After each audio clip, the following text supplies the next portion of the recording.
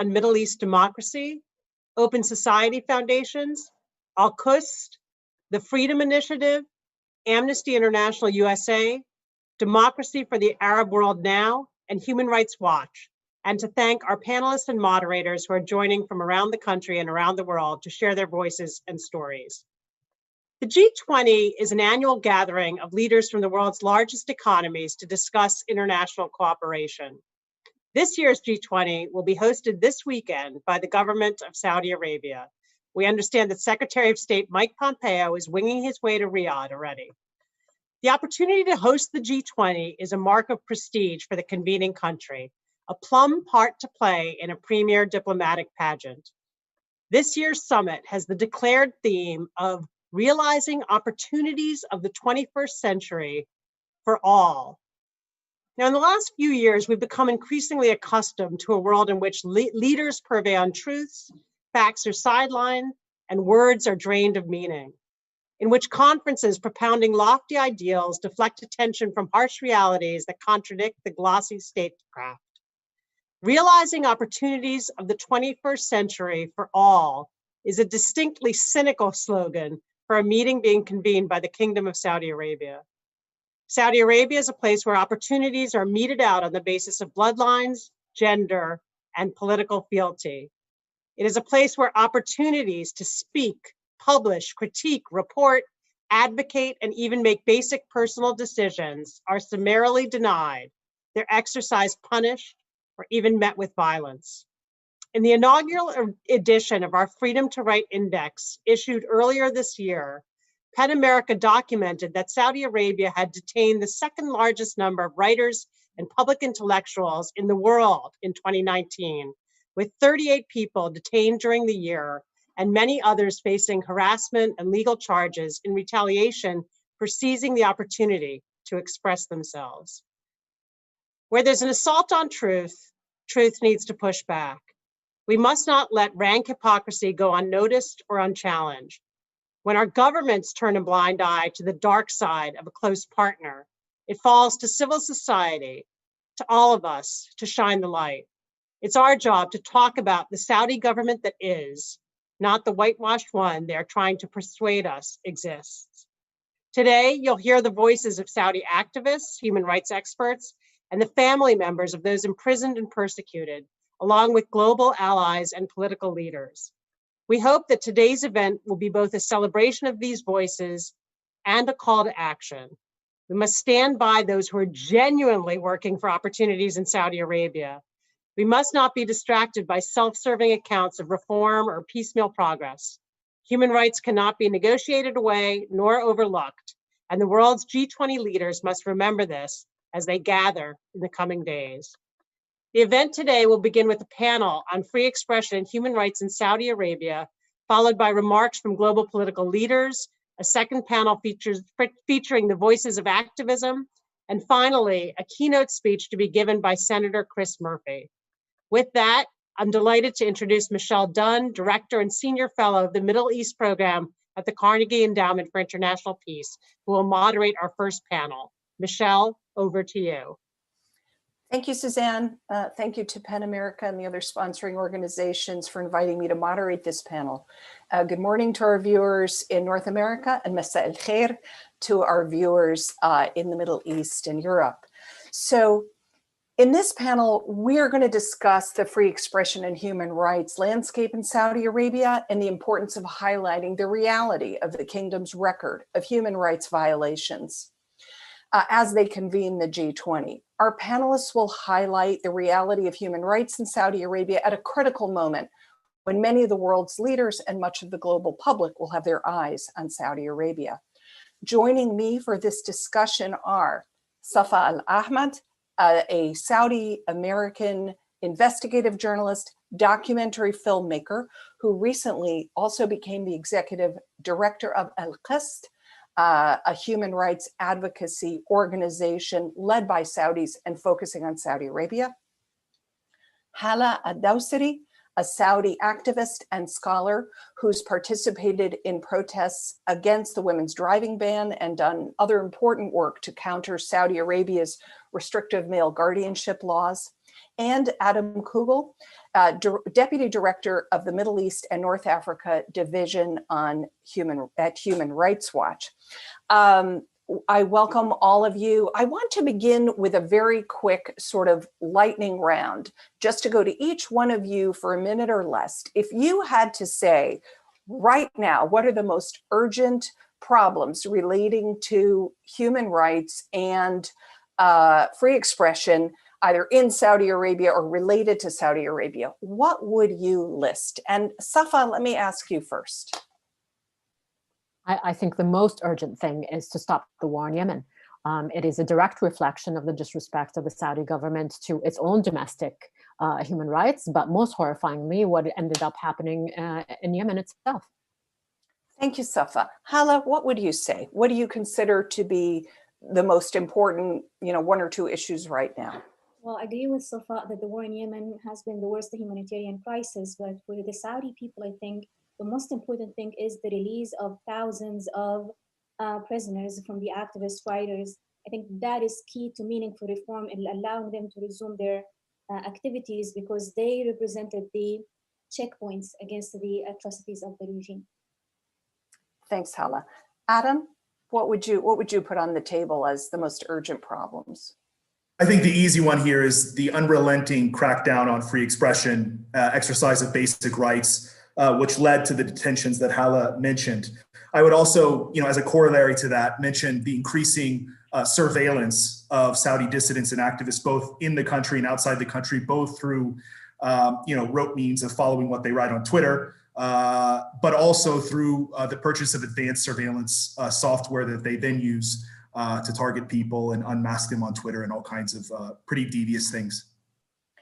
Adam, I want to stay with you at this point because I want to sort of set the landscape here. I want to give people an idea what has been going on and sort of what the trends are. Now, you published a major report on Saudi human rights activists 7 years ago.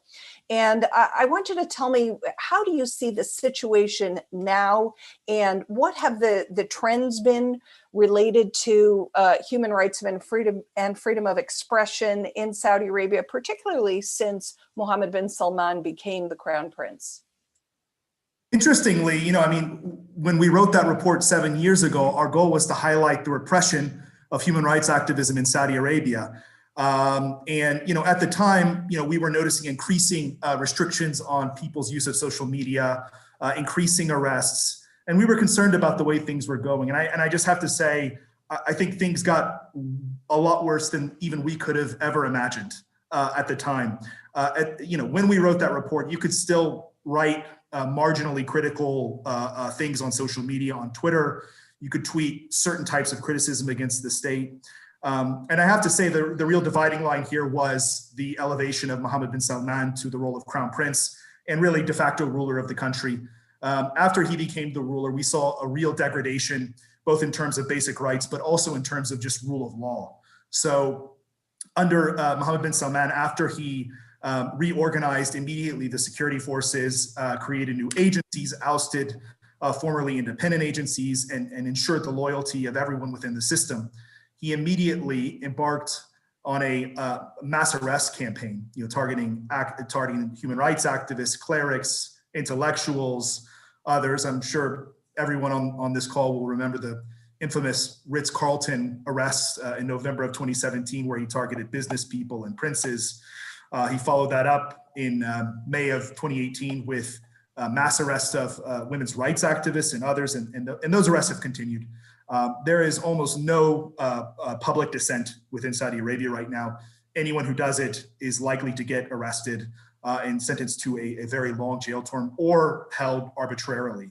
And that's the other issue I really want to point to is real degradation of rule of law. So not only do we have mass arrests on a scale that we really haven't seen before in modern Saudi history, also, we have things like holding detainees at unofficial detention centers, such as the Ritz-Carlton in one case, or wherever the Saudi women's rights activists were held for the first few months of their detention, which they described as a guest house or a hotel. It's kind of hard to know. Anyway, at unofficial detention facilities, allegations of torture and mistreatment were rampant. There was just a story in The Guardian yesterday about new allegations about the extent of the torture that took place in the Ritz-Carlton back in the end of 2017. And I think we have every reason to believe a lot of the accounts that have come out. In addition to that, you have long-term arbitrary detention, people being arrested and held for months and really years, 3 years, 4 years. There are people that were arrested in 2017 that have not been taken before a judge, have not received charges, just continue to sit in prison with no legal process whatsoever. In addition, you have the Saudi prosecution service now seeking the death penalty for things like peaceful political affiliation or someone's private political or religious views, which while certainly people could be punished for these things previously in Saudi history, this is a real new phenomenon and an escalation of repression. So you combine all of that, combine that with the surveillance we mentioned earlier, and there's been a real degradation in the rule of law. Adam, just to follow up on that, what is the justification that is created for this inside the kingdom, either legally or with the public? I mean, we've seen throughout this region governments using, for example, counterterrorism laws and equating peaceful dissent or expression of views with terrorism, therefore giving heavy sentences and so forth. Is that the case, or are there other ways in which this is justified somehow? Well, what's interesting about this question is that a lot of times the public messaging for the Saudi public and the international community is actually different than the legal justification you see later when the charges actually come or the legal process takes place. So, for example, for the arrests of Salman al-Auda and other clerics in September of 2017, I believe they were publicly accused of collaboration with Qatar or Qatari intelligence. For the business people, they were accused of corruption. Now, when you see the actual charge sheets for Salman al-Auda, there's no Qatari intelligence in there. It's merely his peaceful political opinions plus his his political leanings that they've really cited there. In addition, business people, most of them actually, or if not all, did not even receive charges, right? They were just held and shaken down to turn over their assets. And likewise for the women's rights activists, our colleagues who are still under scrutiny in Saudi Arabia, when they were arrested, they were accused of collaboration with foreign intelligence agencies. Again, not in the charge sheets, not anything you see. So what you do see in the charge sheets, though, is occasionally they will make use of provisions from the counterterrorism regulation, as you mentioned, and sometimes you see the electronic information crimes law, which publishes kind of vaguely anything it criminalizes anything you post online that contradicts the values of the kingdom. So they use vague laws. Sometimes they use the terrorism law, but like I said, the public justification is often not the same as the legal justification that you see later.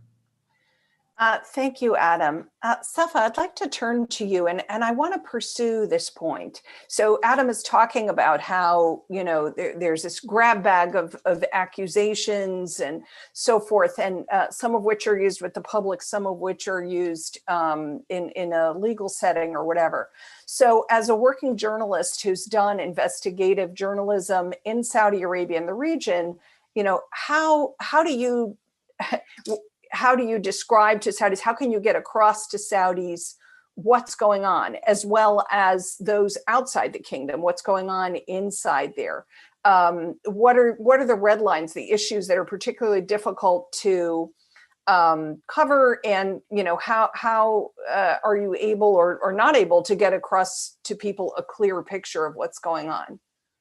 I think the easiest way to describe what's going on in Saudi Arabia right now, especially after King Salman, is that we no longer know what are the red lines, right? And so this arbitrary detention, disappearances, the ridiculous accusations that are levied against all the people who are arrested, is that you no longer know what is and what isn't okay. Before, it was kind of clear. The red lines was the king, the red lines were certain issues, and you could kind of navigate around it, and there was a lot more flexibility in what you can and cannot see. What's happening now is that no longer is the case. And so even the people we thought were untouchable are now being disappeared, including the royal family, including the biggest businessmen that we never thought that one day that they would be treated in this way, right?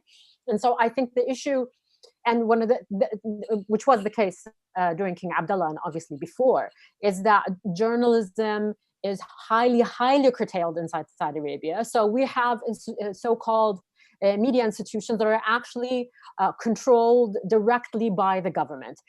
Every newspaper has to get an okay from the government, right? And so it's not like, oh, it's a loose relationship between the two. No, and this is also with pan-Arab channels. So, for example, Arabiya, MBC, all the major Arabic channels are also under the control mostly of Saudi Arabia or the UAE or based in the UAE. And then they have Qatar. So obviously the dichotomy of the two, right? But I think they agree more than they disagree about what they will coordinate, not talk about in their own domestic backyard, right? And this includes Qatar not being critical of their own human rights record. And in Saudi Arabia, it's the same thing. And so this is one level, right? So as a platform, you cannot publish anything that is critical. But even if you come from abroad, like, for example, my first and last film that I managed to do in Saudi Arabia, even though I came in for the BBC, it was very difficult to get any accurate information from there because it was so highly surveilled, right? People were so afraid of even talking to me. So this duty of care between the journalist and the people I interview was so hard to manage. Some of the people in my film were killed after I finished the film. Some of them were disappeared. Some of them had direct accusations of funding terrorism because they spoke to me. And so, until now, those cases are ongoing. And so it becomes more and more difficult, even for people who are not under the surveillance of the government, to be able to safely and responsibly report on Saudi Arabia. And so the levels of censorship in Saudi Arabia is mind-blowing. And for example, now we're having the G20, and I know that Saudi Arabia has attempted to have a lot of international journalists actually come physically to Saudi Arabia to cover the G20, which is ironic to me because they're so keen on getting them in. But it is a crime that they've used if you talk to a foreign journalist. So it's, they want it both ways. They want to get all this high profile coverage, but they have no problem and shamelessly will accuse you as a Saudi if you talk to the media. So they're really quite hypocritical about how they treat Western media. And I think in the West that you have to understand the gaslighting that the Saudi government is committing against its own people, where even this is you don't know, is it okay? They got a permit from the Saudis to come cover. Is it okay to talk to them? Will I pay the price for this months, even years afterwards? Because the Saudis, what they're doing as well, is they're retroactively arresting you for something that you did several years ago, right? Because now they deem it unacceptable. Safa, I want to follow up with you. I mean, at the beginning of this conversation, you identified Yemen as a very urgent human rights thing. What about getting, information across to Saudis about what is happening in Yemen?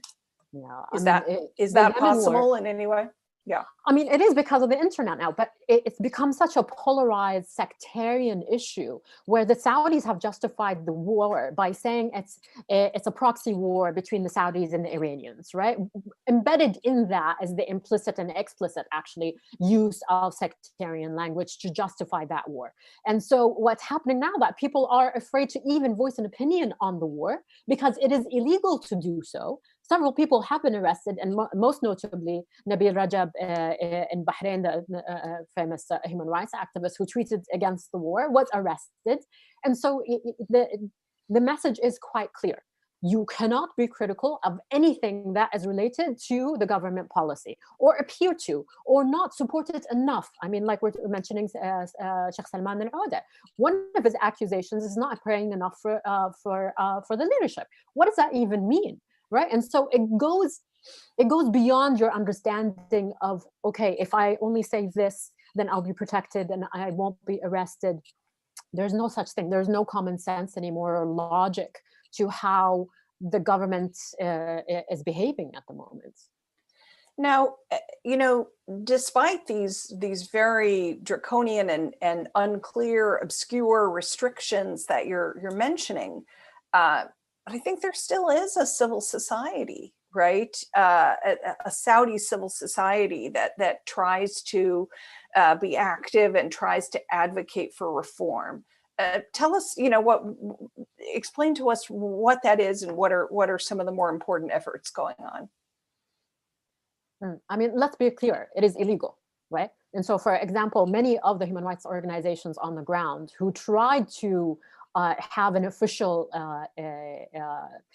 title in Saudi Arabia to avoid being accused of conducting illegal activities have been refused. There are no labor laws in Saudi Arabia that allow for unions, for example. Collective work is discouraged or deliberately made illegal. And so whatever civil society that there was, this nucleus, I would say, of civil society is now in jail, is now dead. This year alone, we have the most famous of our political prisoners, Dr. Abdullah Al-Hamid, died because of medical negligence.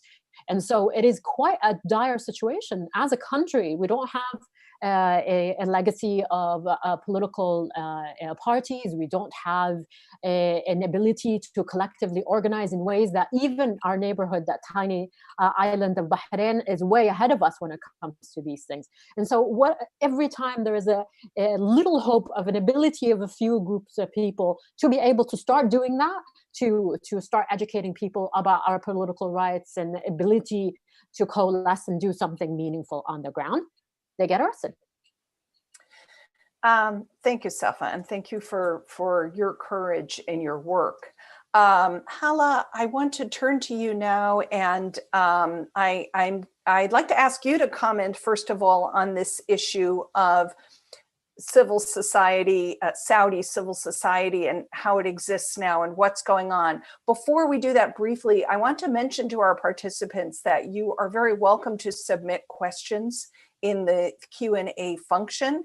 And I think that we'll have time to get to some of those questions as this session moves on. So please start submitting questions at any time. So Hala, let's start with that. Let's start with Saudi civil society and how you see it. I also, of course, want to welcome your thoughts on the state of women's rights and this very strange sort of smoke and mirrors situation we have in Saudi Arabia, where the crown prince tries to, present himself as a champion of women's rights and taking steps that have never been taken before, while at the same time, of course, we see a very heavy price being imposed on Saudis and Saudi women who have advocated for those rights. So please, Hala, the floor is yours.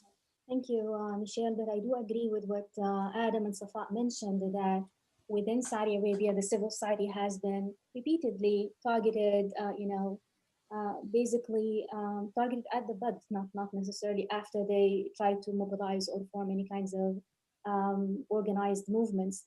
The women movement, we thought at the time, in 2013, 14, that we are able to garner the efforts of so many generations of women who have been advocating for years for certain gender equality reforms, campaigning online, getting together, finding this kind of solidarity and support from other sectors within Saudi Arabia.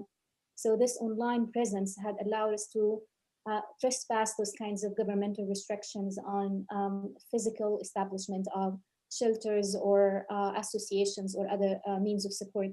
But what we've came to now is the fact that most of those people were targeted harshly with a very public message that what they did is an act of treason. You're a traitor if you're trying to speak to journalists or trying to mobilize the country or the communities to, for instance, reform the legislations, the constitution, the relationship between people and their leadership, which is at the core of the G20 civil society meeting. That's the whole idea of the civil society, to engage with the world leaders so that they can hear their suggestions and advocacy.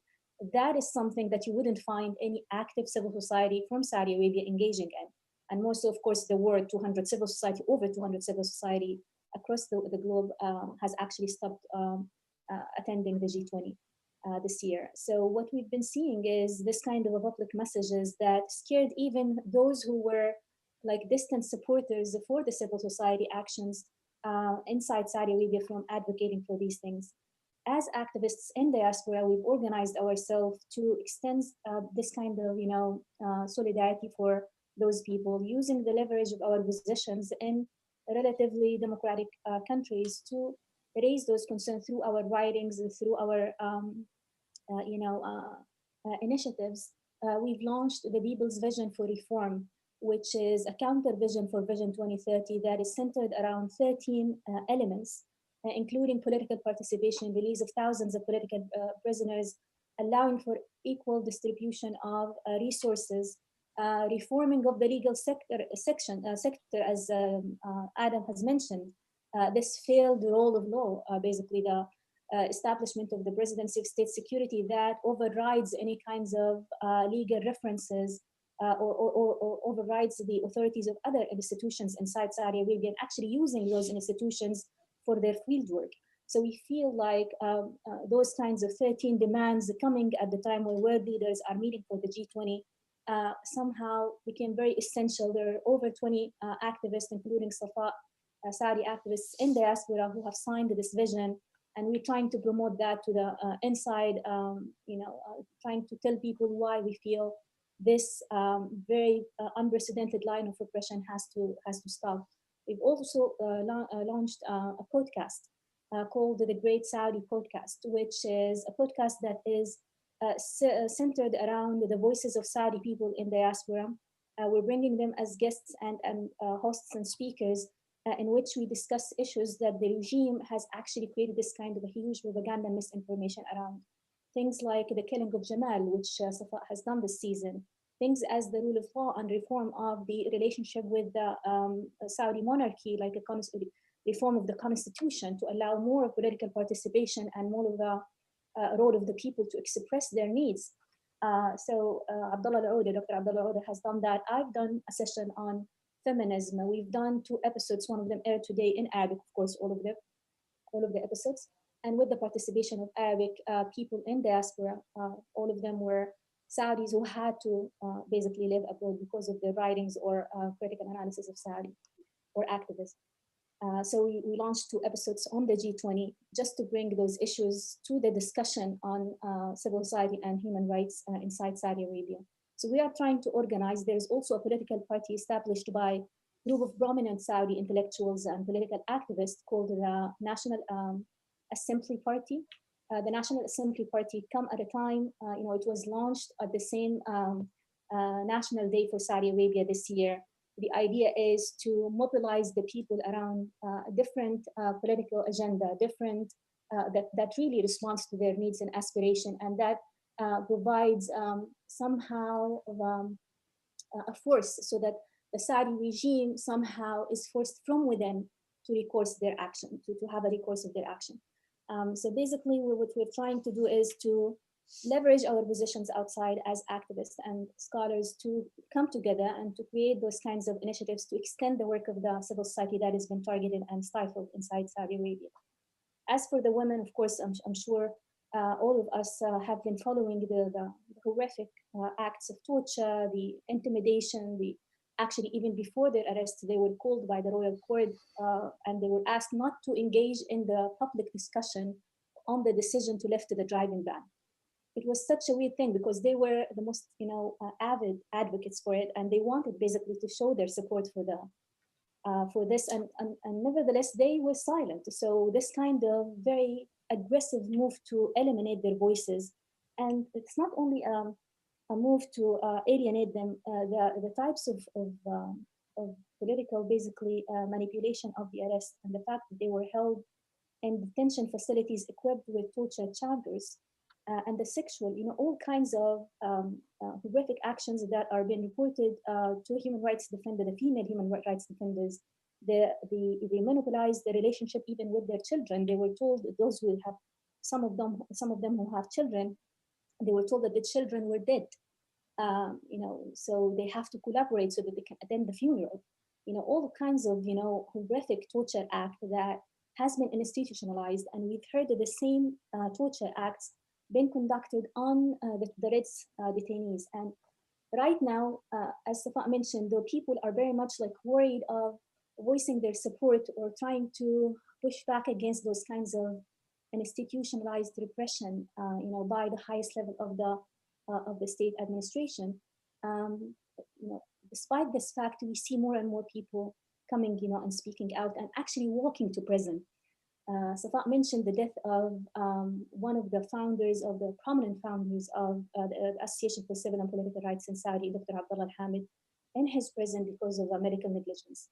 There were several people, very prominent people, writers, intellectuals, and supporters of civil society, who have actually tweeted online their condolences and why they felt they had to do that. And they were taken into, they were imprisoned shortly after, though they knew. So I wouldn't say that all of those repressive approaches have been successful in silencing people. People are pushing back, resisting. What's happening to the women, though, for sure, has sent very much like a scare message to everyone, to most of the women, not to campaign. It doesn't mean that women haven't been trying to work from within or privately or from outside the state, reaching out even with their concerns to people outside, to push back against what's happening. Hala, I want to follow up with you with a question, but Safa and Adam, I'm going to welcome your comments on this question as well. So you mentioned already Jamal Khashoggi, the very courageous journalist, friend to myself and many of us, who was murdered so horrifically. I mean, we have seen through that was the most sort of graphic and gruesome demonstration of this, but we have seen how Saudi repression casts a wide net outside the kingdom as well. Right. So I wanted to ask you two things related to that. First of all, what is the effect on those in the diaspora, whether journalists, activists, and so forth, working in exile? The other question I want to bring up related to this, and this is actually a question submitted by one of the participants. What's the personal element in this? Like how much of this is the Crown Prince Mohammed bin Salman? How much are there personal vendettas here? Lujain al-Hathlul has been mentioned. Are there certain people against whom the Crown Prince has a personal vendetta and who are singled out for particularly brutal treatment and so forth? So those two questions: how does it affect people in the diaspora, and is there an element of personal vendetta going on here?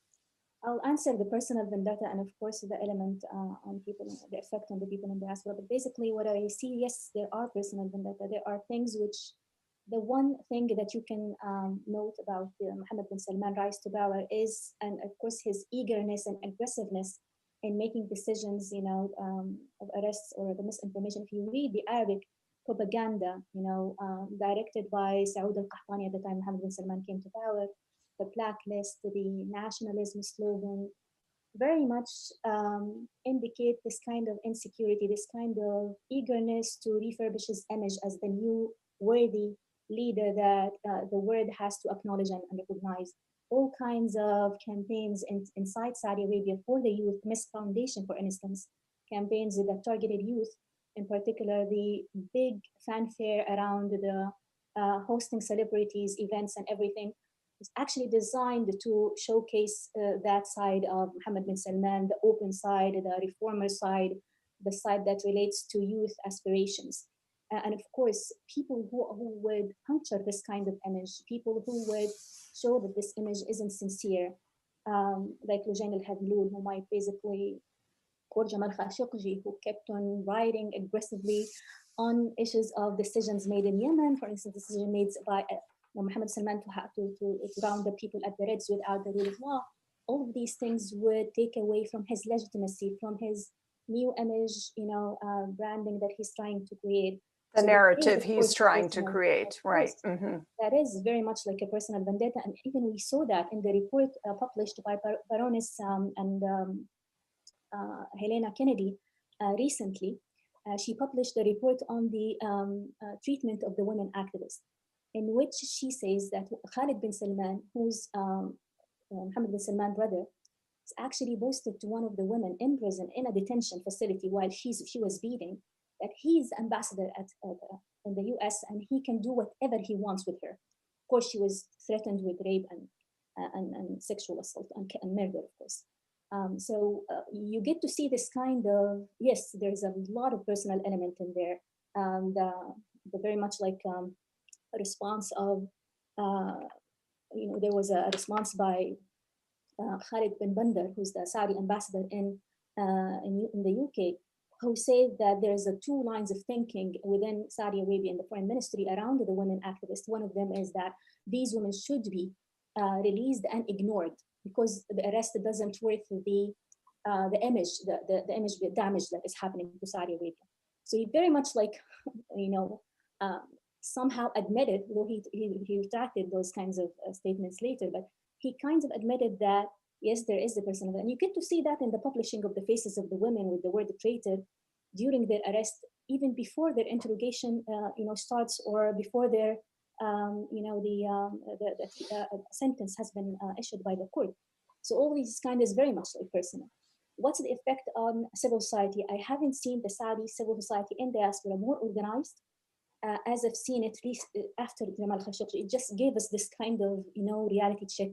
It just crushed us, really, to see that this is the way that the state has been dealing, the brazeness of the state and dealing with its people, and how they really don't matter at all. To go to a consulate and to have officials going in a consulate with a bonzo and do all this. Many of us actually were in denial. It can never happen, at the beginning until we got, to the information. So, as I said, we're more organized now in putting more effort into doing more substantial things rather than just tweeting or saying things. We're more organized in creating projects, long-term projects, and to engage with each other than before. Yeah, but Hala, I want to say, I'm sure our audience appreciates, and I want to say how much I admire your bravery, in pursuing these kind of efforts, despite, this very, frightening atmosphere that's been created regarding activism. I want to give Safa and Adam a chance to comment briefly on this issue of diaspora and vendetta and so forth. And then we do have some more questions. I'm hoping to come back with a couple. We have some really good questions coming in from the participants. But Safa, since you are in the diaspora, tell me how you see it. I couldn't agree more with Hala on what's happening. I think the Crown Prince was hoping that one of the effects of the murder of Jamal Khashoggi in this most horrific of ways would frighten all of us into silence. What has happened is the absolute opposite, right? And going to the personality of the Crown Prince, it is a monarchy, right? And so regardless of who the Crown Prince is or the king, this is how the structure of the state is built. Right? And so, of course, personality is paramount, regardless of who this person is. King Abdullah had his personality, and it reflected both domestically and internationally. And King Salman and Prince Mohammed bin Salman, also their personalities are reflected in the depth of the human rights violations inside Saudi Arabia, and most specifically in Yemen. Because I think one of the reasonings, at least for MBS, from what I can see, was personal in starting this war. He just became Minister of Defense at the time. He was a Deputy Crown Prince and not Crown Prince, and he needed something to prove his presence. He needed to show that he had a strong, powerful decision making, and he started this war. And so he married it, right? And I think just like when the Americans started the war in Afghanistan and in Iraq, when they thought it's just a few months, it's the same thing with Mohammed bin Salman. He started the war thinking it would only take a few months, but reality is 6 years on, it is the worst humanitarian disaster in the world. But I think the personality thing goes beyond just the king and the crown prince, because we are hearing of other detentions that are because of people around him. So this structural imbalance that is happening in Saudi Arabia right now is allowing other people like Saud al-Qahtani, Khalid bin Salman, all the other cohorts around the crown prince to do the exact same thing, to arrest people themselves because of personal vendettas, to disappear people. And this is we mentioned this a few weeks ago, that now not only are there undeclared detention centers in Saudi Arabia, but even within the royal palaces themselves, he's keeping high-profile royals and others who he wants to keep outside even the little purview and protection that is given in Saudi prisons. And so this is all layers of the personality of the Crown Prince himself, of the depth of how frightening it is right now to be inside Saudi Arabia. So you never know how you're going to get it. And we're hearing reports of, like, for example, Princess Basma and Salman bin Abdul Aziz and his father Abdul Aziz, all for unclear reasons, besides that they are close to, or allegedly close to, Prince Mohammed bin Nayef. And so all of this creates an environment of fear that you never know who is going to get you and when, and who do you upset within the close circle of the Crown Prince that can also get you, right? Because impunity is in all the levels of the government. And especially, like, even we're hearing reports of torture and beatings are now regular phenomena in prisons, unlike before. Not that there weren't these things before, but the level of it right now is unprecedented because of the impunity. The impunity goes all the way from the top to the bottom.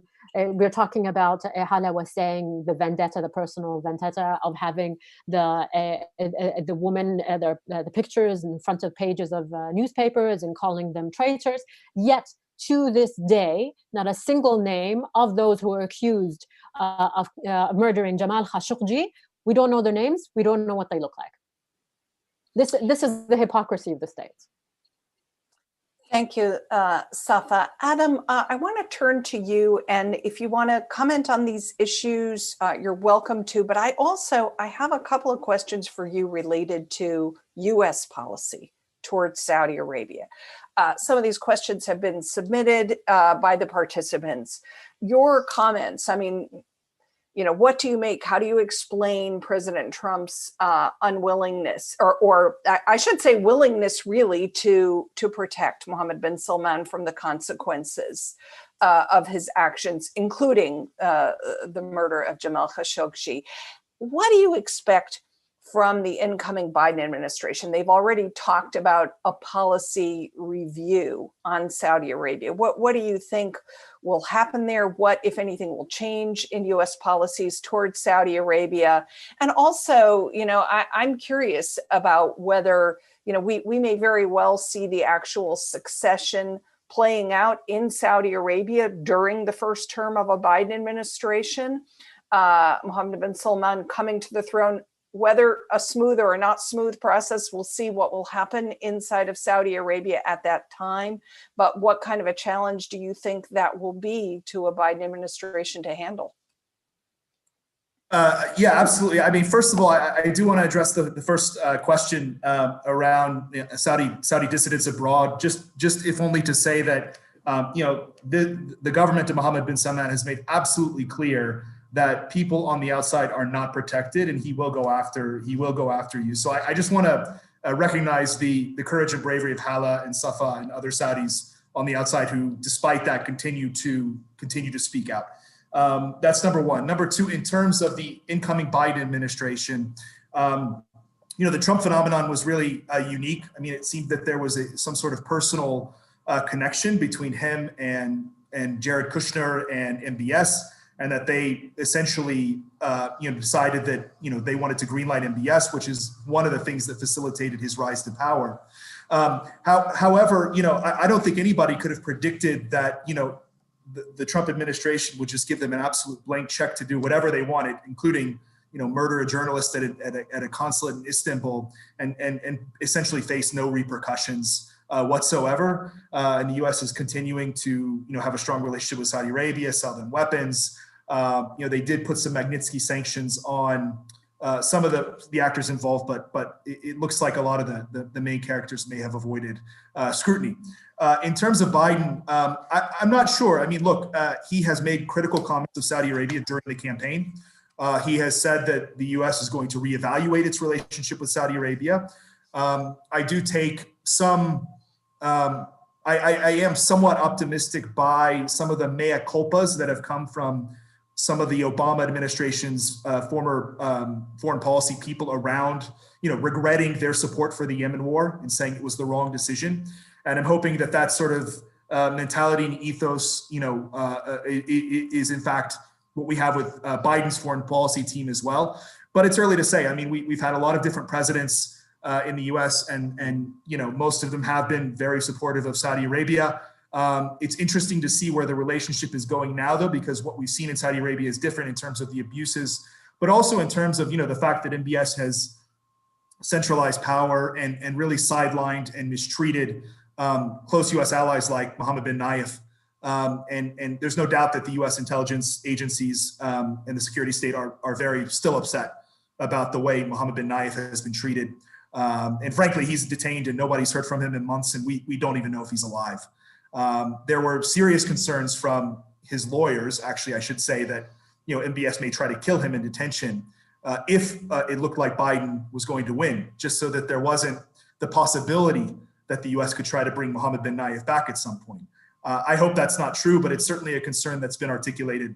But in terms of the Biden administration and its policy on Saudi human rights, I mean, we're certainly looking forward to the possibility of more scrutiny, an end to weapons sales, and speaking out for some of the detained activists like Loujain al-Hadlou and others who really shouldn't be in detention, and are a real black mark on Saudi Arabia and will continue to be as long as they remain in detention.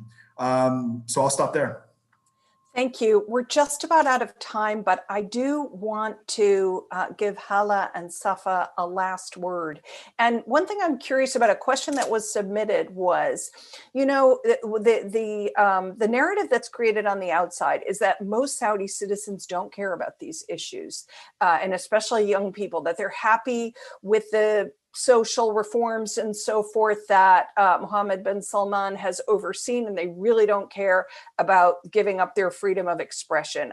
Just a very quick, like 30 seconds each from Hala and then Safa on what do you hear from your fellow Saudis inside the kingdom on this question? Hala? Yes, I would say it's very difficult to get any accurate estimation of public sentiment. But of course, people are happy. People are happy to, find the public spaces that are not governed by the monopoly of the religious police. They're happy to attend public events. They're happy that they can commute, especially women, commute to places without the restrictions of, on their ability to move or to travel. So all of these are very much like opening places for women. But at the same time, they once they fail, for instance, in reaching any kinds of their needs, for instance, with the legal system, once they have a relative who are unlawfully detained and they can't communicate those concerns with any authority and get a feedback from Saudi Arabia, as Adam mentioned, the thousands of people who are being imprisoned, it's not like there is this kind of complete approval or a complete dismissal. People needed these things. That's why they've advocated for the rights to have more rights and freedom, the basic rights and freedom for women or for the society at large.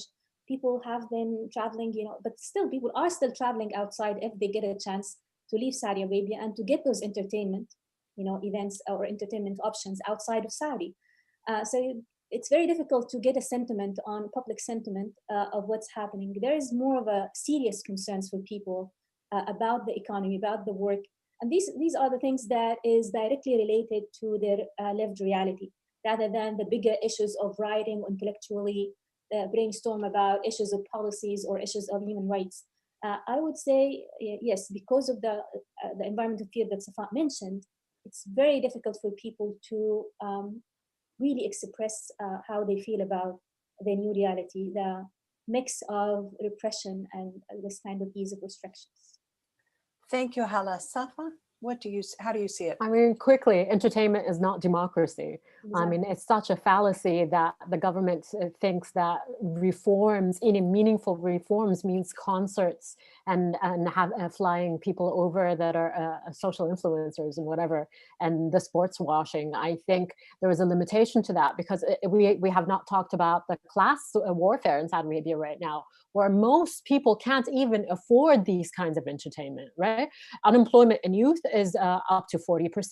So who are the people that are going to be able to enjoy all of these things? This is a very expensive endeavor. And so the reality is, for a lot of people, and I would agree with Hala, how would we know how to gauge meaningful dissent or distrust of the system? I think the proof in it is when they get detained, when they try to get justice, when they interact with the social, with the government institutions, and that is the reality of it, right? I mean, I would ask the people who live on the border with Yemen right now about how they think how successful this war is when they're constantly been hit by Houthi missiles 6 years in. And so there is a limit to the hypocrisy and the gaslighting of the Saudi government. The reality is very, very different than what the government continues to claim. I mean, Ambassador Rima's speech yesterday was absolutely horrendous, and it just shows just how tone deaf they are to the criticism that is levied against them, claiming that human rights is a curve. I don't even know what that means. How is anything a curve? That means that they're going to improve and then they plummet back into the usual abuse of human rights. Even their rhetoric doesn't make sense, honestly. And so I think the Saudi people know the difference between genuine reforms that immediately impact their lives and the superficial ones that are just made for public consumption abroad. They're not, the Saudi government doesn't care about the Saudi people. Vision 2030, which is lauded as this the best thing ever since sliced bread in Saudi. In reality, if you read it, there is nothing in there that says how do the Saudi people themselves engage with this vision, engage with the changes and the so-called reforms in Saudi Arabia. I mean, Ambassador Rima was talking about a social buy-in. Like how is society supposed to buy into this when they've done nothing structurally to actually represent them in the decision-making process in Saudi Arabia? All we're used to is what we wake up one day and there are royal decrees. That is it. And so actually, in reality, the improvement and reform in Saudi Arabia is quite easy. The king just needs to decide that they need to stop human rights abuses. The king just needs to decide that there's a decree to release all political prisoners. It is that simple. It's not that complicated for them, unfortunately, because they're a monarchy and we have no say in it. And they don't care about what the Saudi people have to say about it. And the proof is that everybody who does disagree is in jail. Thank you. I want to thank all three of the panelists. We're out of time for this discussion, but Safal Ahmed, Hala Dawsari, Adam Kugel, thank you all for an excellent, very enlightening discussion of what's really going on in Saudi Arabia. Next, we're going to go to a video montage with statements of solidarity from a number of members of the United States Congress, as well as of European parliaments. Hello, I'm Congressman Adam Schiff. I want to thank PEN America and their partners for the opportunity to join you in supporting free expression and human rights in Saudi Arabia as part of this alternate G20 summit. Saudi Arabia's human rights record at home and abroad is alarming and belies the image of reform that has been promoted in the United States and elsewhere. We cannot turn a blind eye to the way Saudi Arabia has persecuted, imprisoned, and murdered human rights advocates. We're just over 2 years removed from the brutal murder of Jamal Khashoggi, yet the kingdom and the crown prince have largely brushed off international calls for accountability. The House Intelligence Committee recently held a hearing on the fight for accountability for Jamal and for others who've been threatened or worse by Saudi authorities. We will not let this issue fade away. Jamal's murder was horrific, but also part of a wider pattern of repression against anyone who speaks out in favor of greater freedom. I've repeatedly raised the case of Loujain Al-Hathloul, a women's rights advocate who has been imprisoned for more than 3 years, where she has faced torture and threats of sexual assault. It's my hope that the incoming administration will once again return the United States to its place as a global leader on human rights and realize its commitments to cease U.S. support for the war in Yemen that has caused such loss. And in the Congress, we must fight for accountability for the worst abuses and stand up for marginal voices around the world.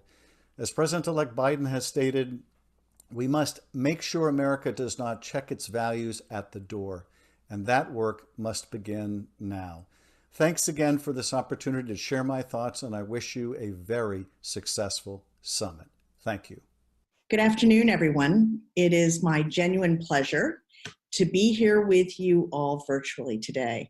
Thank you so much to PEN America and their partners for convening this important conversation on the dangerous and selfless work being done by so many to promote basic human rights in Saudi Arabia. I believe we have a fundamental duty to speak out in favor of equal rights and freedoms for all, wherever and whenever they are threatened. As all of us joining today know all too well, the writers, artists, and journalists speaking out in the name of fundamental human rights are all too often met with harassment, imprisonment, or violence.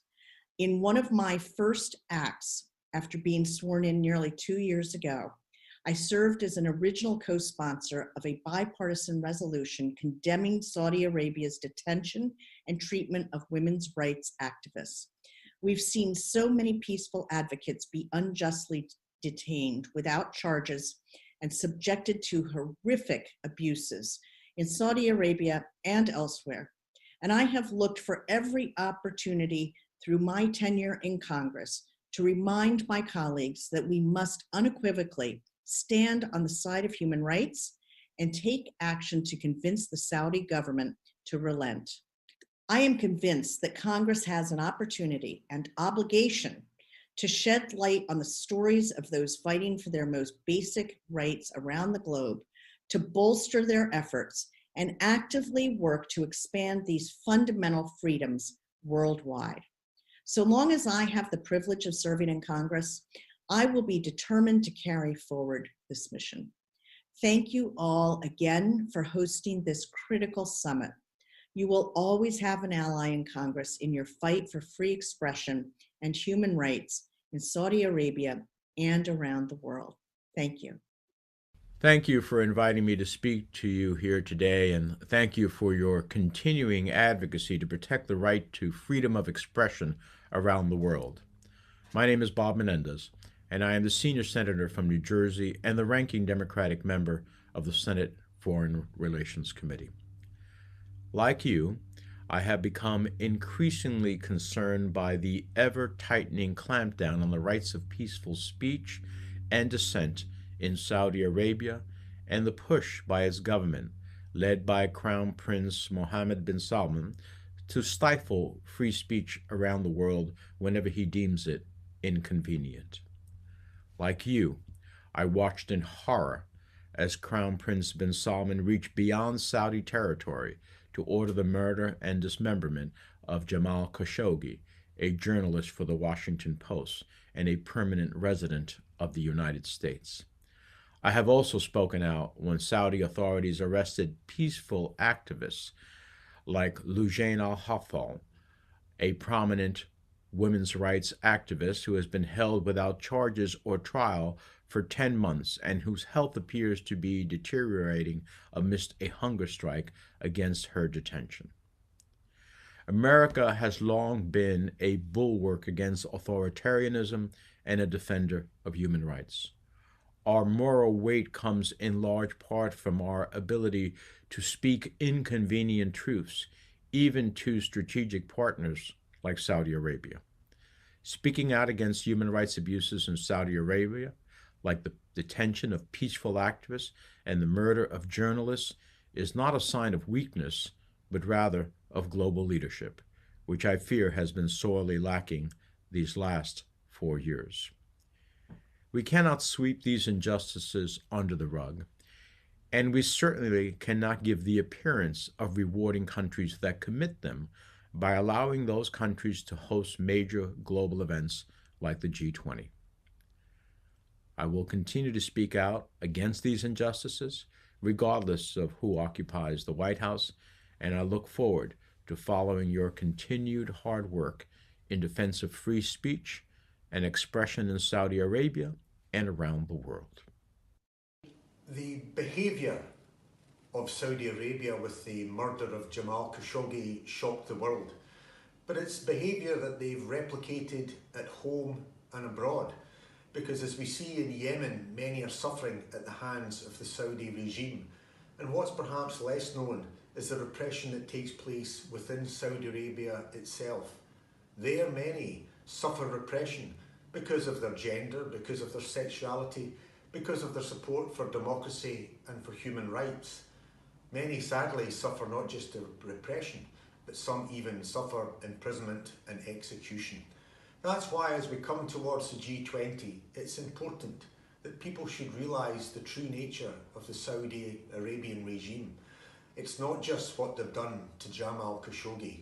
They may be an oil power, they may be a very rich and influential country, but they have to stand up and respect human rights, both abroad and at home, both for others and for their own citizens. So it's time that major world powers spoke out and defended human rights in Saudi Arabia. Saudi monarchy doesn't just export crude oil, it also exports repression and lawlessness around the world. The Saudis shamelessly murdered journalist and American resident Jamal Khashoggi, and they've gone after other critics outside of Saudi Arabia. The Saudis are waging a brutal war in Yemen that has destabilized the region and caused the tens of thousands of civilian casualties. And the Saudis help their citizens responsible for violent crimes flee the United States before they can face trial. Despite this truly despicable, horrendous record, the G20 chose Saudi Arabia to host this year's summit. I have long believed that the promotion of basic human rights absolutely must be a cornerstone of American foreign policy. That means holding ourselves and our international partners to a higher standard. I'm glad that PEN America has put on this alternative G20 event to highlight the journalists, the artists, and critics who risked their lives for a better Saudi Arabia. You have my support today and in the weeks, months, and years to come. My name is Ernest Hurtasun, and I'm a member of the Foreign Affairs Committee and the European Parliament's delegation for the relations with the Arab Peninsula. As world leaders will gather to attend the G20 summit hosted by Saudi Arabia, we cannot remain silent and complicit of the systemic human rights violations that take place in the country day by day. We strongly condemn these violations of fundamental rights in a landmark resolution adopted by a large majority in the European Parliament last month. In that resolution, we also called on our EU leaders to downgrade their diplomatic representation at the summit, sending the message that human rights matter. As leaders from around the world convene to discuss international economic cooperation, many innocent people remain in jail for defending their basic rights. The G20 summit should not serve to whitewash Saudi Arabia's international image. We should not be complicit of the Saudis regime's brutal crackdown on free speech and dissent. Instead, world leaders should use the G20 platform to press the Saudi authorities for genuine human rights reform. Thank you. Hello, everyone. I'm Lois Franco, a member of the United States House of Representatives from Florida. I'm pleased to join PEN America as the G20 summit gets underway. The host country of G20, Saudi Arabia, is expected to lead discussions on human rights, highlighting some of their recent actions to advance women. Saudi Arabia now allows most women to drive and has loosened some restrictions on guardianship permission. But with that said, many of the women who have advocated for freedoms remain in jail, where they face horrendous abuse. Women like Lujain al-Hathloul, who helped lead campaigns against the driving ban and male guardianship system in Saudi Arabia. Lujain has been imprisoned since May 2018 and has reportedly been abused, sexually harassed, and threatened with rape and murder. And sadly, her story is not unique. The United States Congress, in a recent resolution, condemns the government of Saudi Arabia's continued detention and alleged abuse of women's rights advocates jailed for peacefully exercising their human rights. It urges the government of Saudi Arabia officials to immediately and unconditionally release the imprisoned women's rights advocates and other political prisoners and hold accountable those involved in perpetrating abuses, and urges the government of Saudi Arabia officials to end the male guardianship system that restricts the ability of Saudi women to make decisions about their lives. And so today I invite all countries that cherish human rights and democracy to join us in advancing this resolution and promote the rights and empowerment of girls throughout the world. Thank you, PEN America, and to the other organizations for hosting this event and shining the spotlight on these very important issues. Thank you to PEN America and its partners for organizing this event and for your continuous advocacy to protect the freedom of expression. The United States of America is supposed to stand up for justice and human rights at home and abroad. Sadly, we have fallen short. Saudi Arabia's significant human rights abuses are well known. Despite the State Department's 2019 Human Rights Report documenting instances of unlawful killings, forced disappearances, torture of prisoners and detainees, arbitrary interference with privacy, and restrictions on freedom of peaceful assembly, association, and movement, President Trump not only refuses to take action against Saudi Arabia, but he rewards them.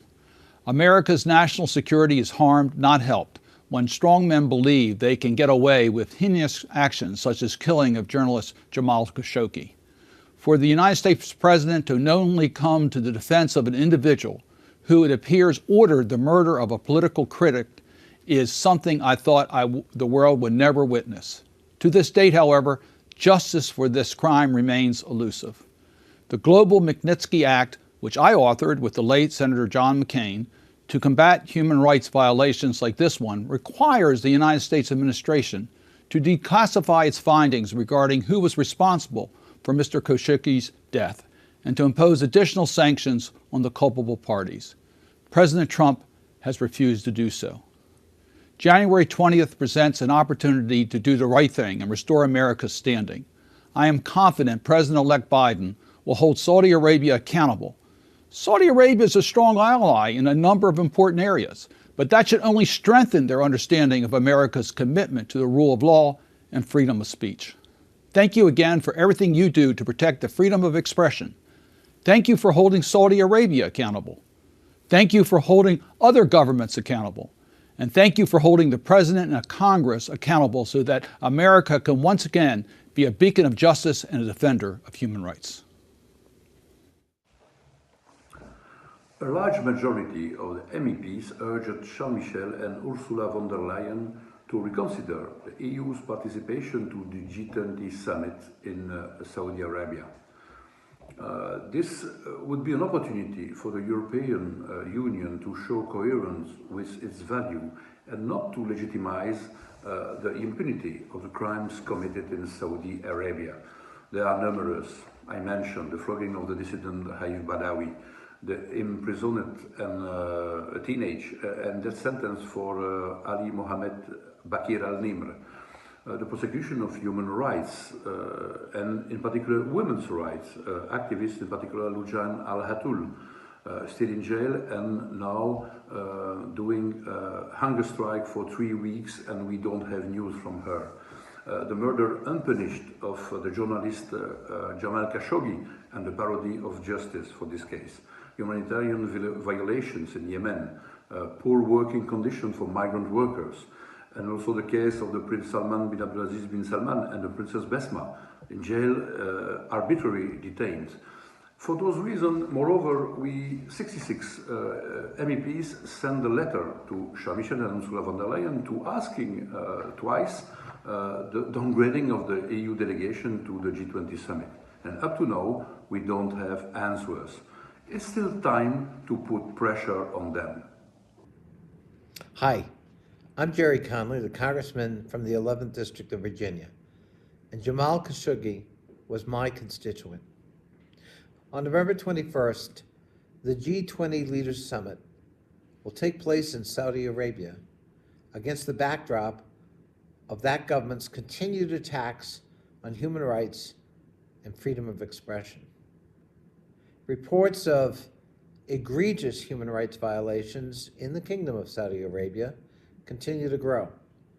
Political activists, dissidents, and journalists often risk their safety and security, if not their very lives, in calling for political reforms, human rights, and basic freedoms.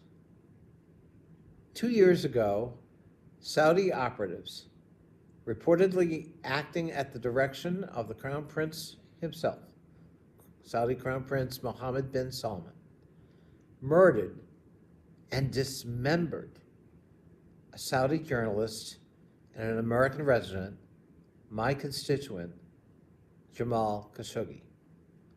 His offense, for which he paid with his life, was criticizing the policies of his government and simply calling not for revolution, but for reform.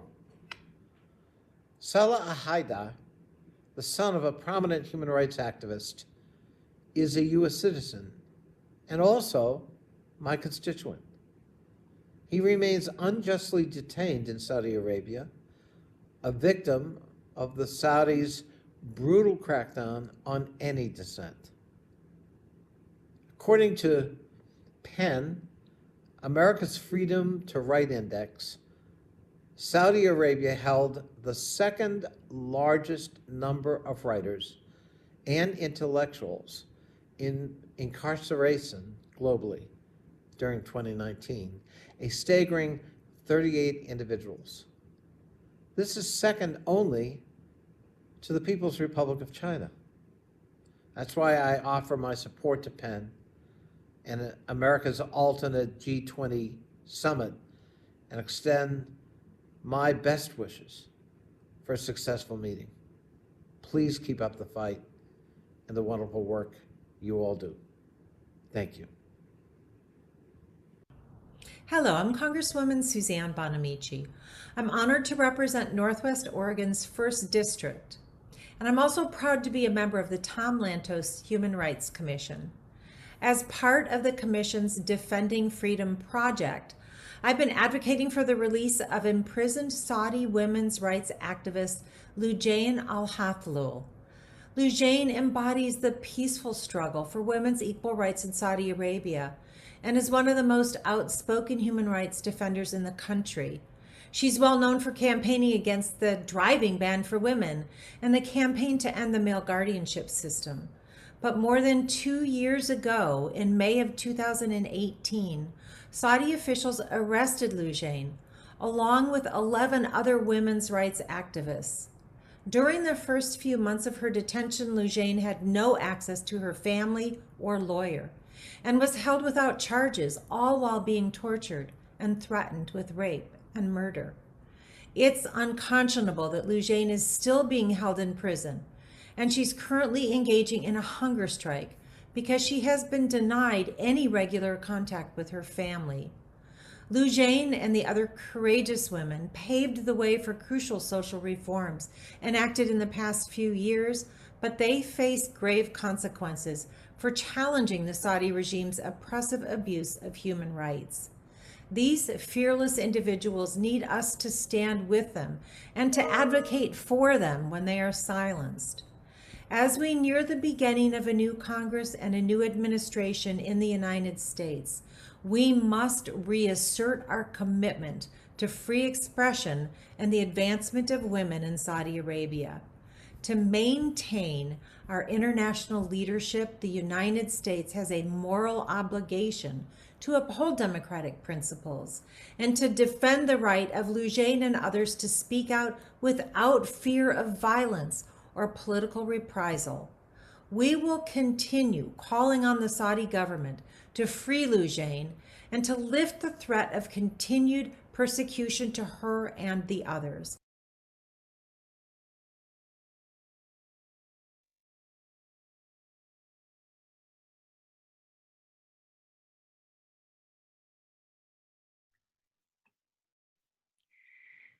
Good afternoon and a warm welcome to our viewers around the world. I'm Karin Deutsch-Karlaker, the Director of Free Expression at Risk Programs at PEN America, and I'll be moderating our second session. Thank you to the members of Congress and European parliaments who have shared these powerful statements of solidarity with us today. Our second panel will highlight the individual cases and stories of those writers, thinkers, journalists, and dissidents who are being unjustly imprisoned in Saudi Arabia, despite the regime's rhetoric of reform. These are the voices that the Saudi government is trying to silence, but that both Saudis and the world outside deserve to hear. PEN America's inaugural Freedom to Write Index, which we released in May, found that Saudi Arabia was the second worst jailer of writers and public intellectuals globally, with at least 38 detained or imprisoned in 2019. Writers, journalists, academics, and thought leaders, and even ordinary citizens have been targeted for their speech, writings, investigative reporting, a critical newspaper column, or even their tweets on social media. In May 2019, we honored 3 writer activists, Nouf Abdulaziz, Lujain Al-Hathloul, and Aman Al-Nafjan, with the PEN Barbie Freedom to Write Award. Unlike other lead offenders like China and Turkey, where most writers are imprisoned after facing spurious legal charges and trials, in the kingdom, the majority are being detained indefinitely on secret, unknown, or undisclosed charges, which makes their incarceration particularly hard to fight or challenge. Many are being held in isolation with no or very little contact with their families or access to any legal counsel, and a number have also been reportedly subject to grave human rights abuses, including torture. I have the honor to be joined today by 3 relatives of political prisoners being held in Saudi jails. Lina Al-Hathloul, the younger sister of Lujain Al-Hathloul, one of the most prominent faces of the Saudi women's movement, who has been imprisoned for 2.5 years and is on her 3rd week of hunger strike in a Saudi jail. Then Arij Al-Sadan, the sister of imprisoned Saudi humanitarian worker Abdul Rahman Al-Sadan, who was arrested in March 2018 at his workplace at the headquarters of the Red Crescent Society in Riyadh. And finally, Abdullah Al-Aoud, the son of Salman Al-Auda, a prominent Saudi Muslim scholar who was arrested in 2017 as part of an intense crackdown on dissent in the kingdom. He is also the director of research for the Gulf region for the Democracy for the Arab World Now, a new organization, otherwise known as DAWN. Through their family members, we hope to honor and uplift the voices of those the regime has attempted to silence in true pursuit of the theme of this year's official G20 summit. Our panelists will all make opening remarks, and then we will open up for Q&A. Please ask questions in the chat function, either directed to a specific panelist or to the whole group. So I'll turn it over now to Lina Al-Hathloul, who will be speaking first about her sister Lujain. Thank you, Lina. Thank you very much, Karen. So my name is Lina. I'm Lujain Al-Hathloul's youngest sister. Lujain is a Saudi activist who was campaigning for the right of women to drive and also for the end of the male guardianship system. Lujain was first kidnapped from the Emirates in March 2018. She was flown back to Saudi Arabia, imprisoned for a couple of days, released, but put on a travel ban. So she had to stay in Saudi Arabia. In May 2018, they broke into her house in Riyadh, took her, didn't give us any justification or any warrant. They didn't have anything official. They took her and she was held incommunicado for approximately a month. After that, Lujain called. She said that she was flown to Jeddah and that she was in a what she called a palace or a hotel. And she didn't tell us anything more than this. For a couple of months till August, we only had phone calls. And in August of 2018, my parents were allowed to have their first visit, which was in the official prison. And when they first saw her, I mean, my mom had lost her voice. She couldn't even explain to us what she had seen. She couldn't recognize her daughter. And day after day, they gained a bit more strength, and they told us what they saw. So they saw that Lujain was that she had red marks all over her body, that she was shaking uncontrollably, that she could barely sit when she was with them, and that she had a really frightened look. But Lujain wouldn't say anything. That she would say that she was okay. Sometimes she would say that the air conditioning is too cold, that they would deprive her of sleep, but nothing too bad. And starting August, they had one visit per month. And at the end of the year, after the murder of Jamal Khashoggi, and after all the reports saying that there has been torture in prisons and in hotels, my parents told Lujain that they read about it and that it's not possible that she's not part of it, given how she looked. And so Lujain, once she knew that they knew about it, she just started crying, and she told them everything they've done to her. And she told them that what she used to call the hotel was basically a torture facility where they're taken to torture them. She was electrocuted, waterboarded, sexually harassed, threatened with rape, murder. And this was done by Saudi officials, one of them being Saud al-Qahtani, who's MBS's right-hand man. Then after this, we had to go public when we found out that Lujain had been tortured. And then till March 2019, there was no official charges and only a huge defamation campaign on Saudi newspaper saying that she's a traitor, that she's a foreign spy. And it's something that we've never really seen in Saudi Arabia. It was quite new. But there was no official charges. And then in March 2019, they called Lujain, and she had her first trial session, and she found out about her charges that day. And what's interesting to see is that it has nothing to do with the Saudi newspaper used to say, and it's all of her activism. So they really accuse her explicitly of being in contact with foreign journalists, of participating to international conferences to speak about the human rights situation in Saudi Arabia, of being in contact with Amnesty International, Human Rights Watch. So it was very surprising for us to see that after all this campaign, her charges, her official charges, are her activism. And so they just make it clear that being an activist is a crime now in Saudi Arabia. And then there has only been 3 sessions of the trial. And in April, they just stopped it again. They released some of the women, and they stopped it for Lujain, and she was put in solitary confinement for till January 2020. In end of January, beginning of February, they called her again, saying that she will have a trial again, but there was nothing new. They gave her the charges again, and they just don't want it they don't want to advance it. So there's nothing new. They keep postponing it.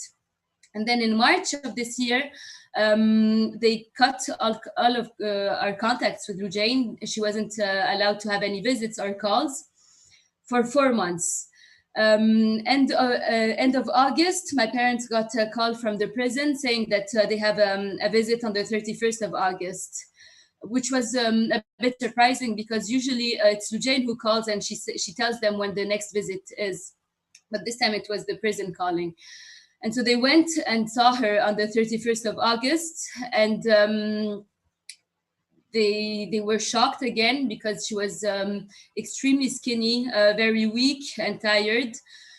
And Lujain told them that during these 4 months, the prison used to tell her that she's not allowed to have any calls or visits because of Corona, and that it's the same measure for everyone, and that they're reorganizing the calls and visits. So Lujain believed it at the beginning, but at some point she was talking to another detainee, and this detainee told her that nothing changed for her and that she still has her regular calls with her family.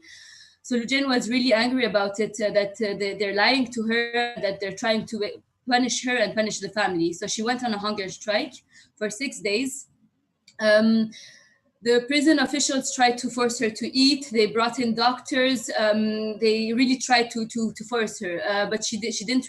She refused everything. She didn't accept anything.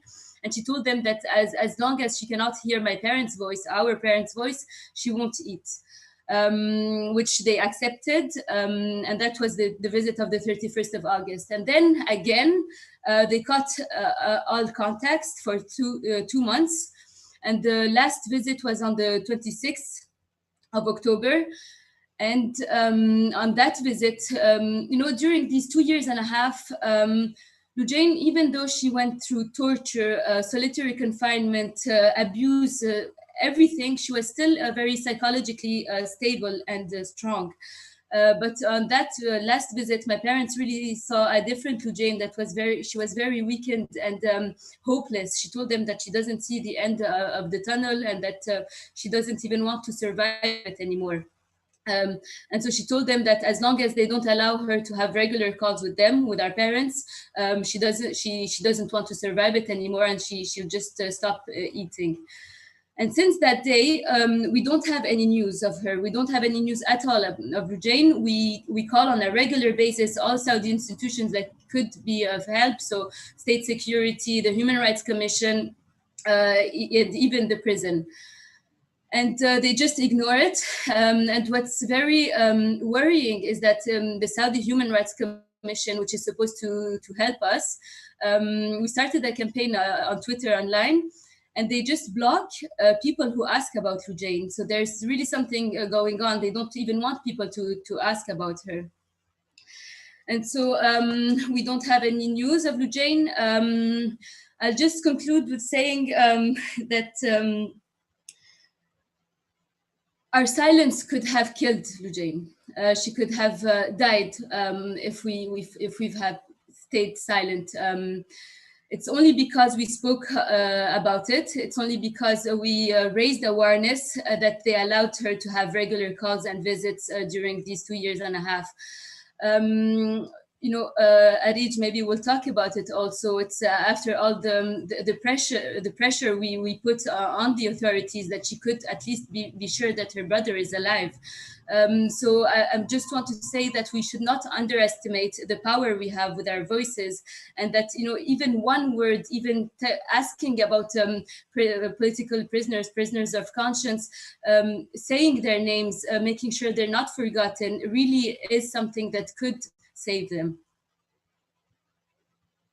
Thank you so much, Lena, for sharing all of this with us. We really, really appreciate your bravery in speaking out and also hearing about the update for Lujain.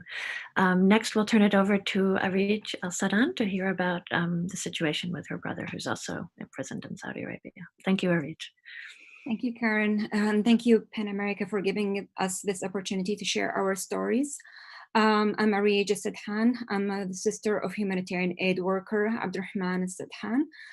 My brother was kidnapped from his office at the Red Crescent in Riyadh in 2018 March. It's been over 32 months from his disappearance by today. He was detained without a warrant, and his phone and car was taken away from the moment he was detained, and he wasn't even able to tell us that he was being taken. We only found out within like a couple of weeks after searching and looking everywhere. Witnesses have managed to find our contact, and they told us of the details what they have witnessed. We kept calling the secret the secret police office, and they kept just saying that they don't have any information, and they didn't confirm that they have him until a month later of his disappearance. We continued to call and request for visits and calls, and they kept, just telling us, we will take your request, but we can't guarantee that you're going to get a chance to call him or see him. And this may take, years.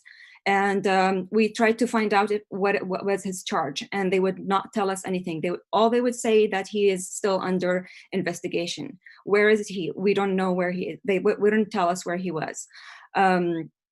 After we've tried contacting the Saudi officials in every possible way. We send letters, we send faxes, we try to use all the old-fashioned ways that usually is used in Saudi Arabia without any luck, without any success. By end of 2018, we filed with 2 human rights organizations inside Saudi Arabia. One is a private one, the other one is the Human Rights Commission. They both confirmed receiving our complain. The Human Rights Commission haven't given us any update until today, although they confirmed receiving our complaint. The other private human rights organization in Saudi Arabia, the only thing they did is that they told us he was transferred to Al-Hire prison, while there is no official, confirmation of that. That happened after a month from us filing to the United Nations. The United Nations for Enforced Disappearance have sent an inquiry about Abdurrahman disappearance, and until today, Saudi Arabia haven't even responded to that inquiry.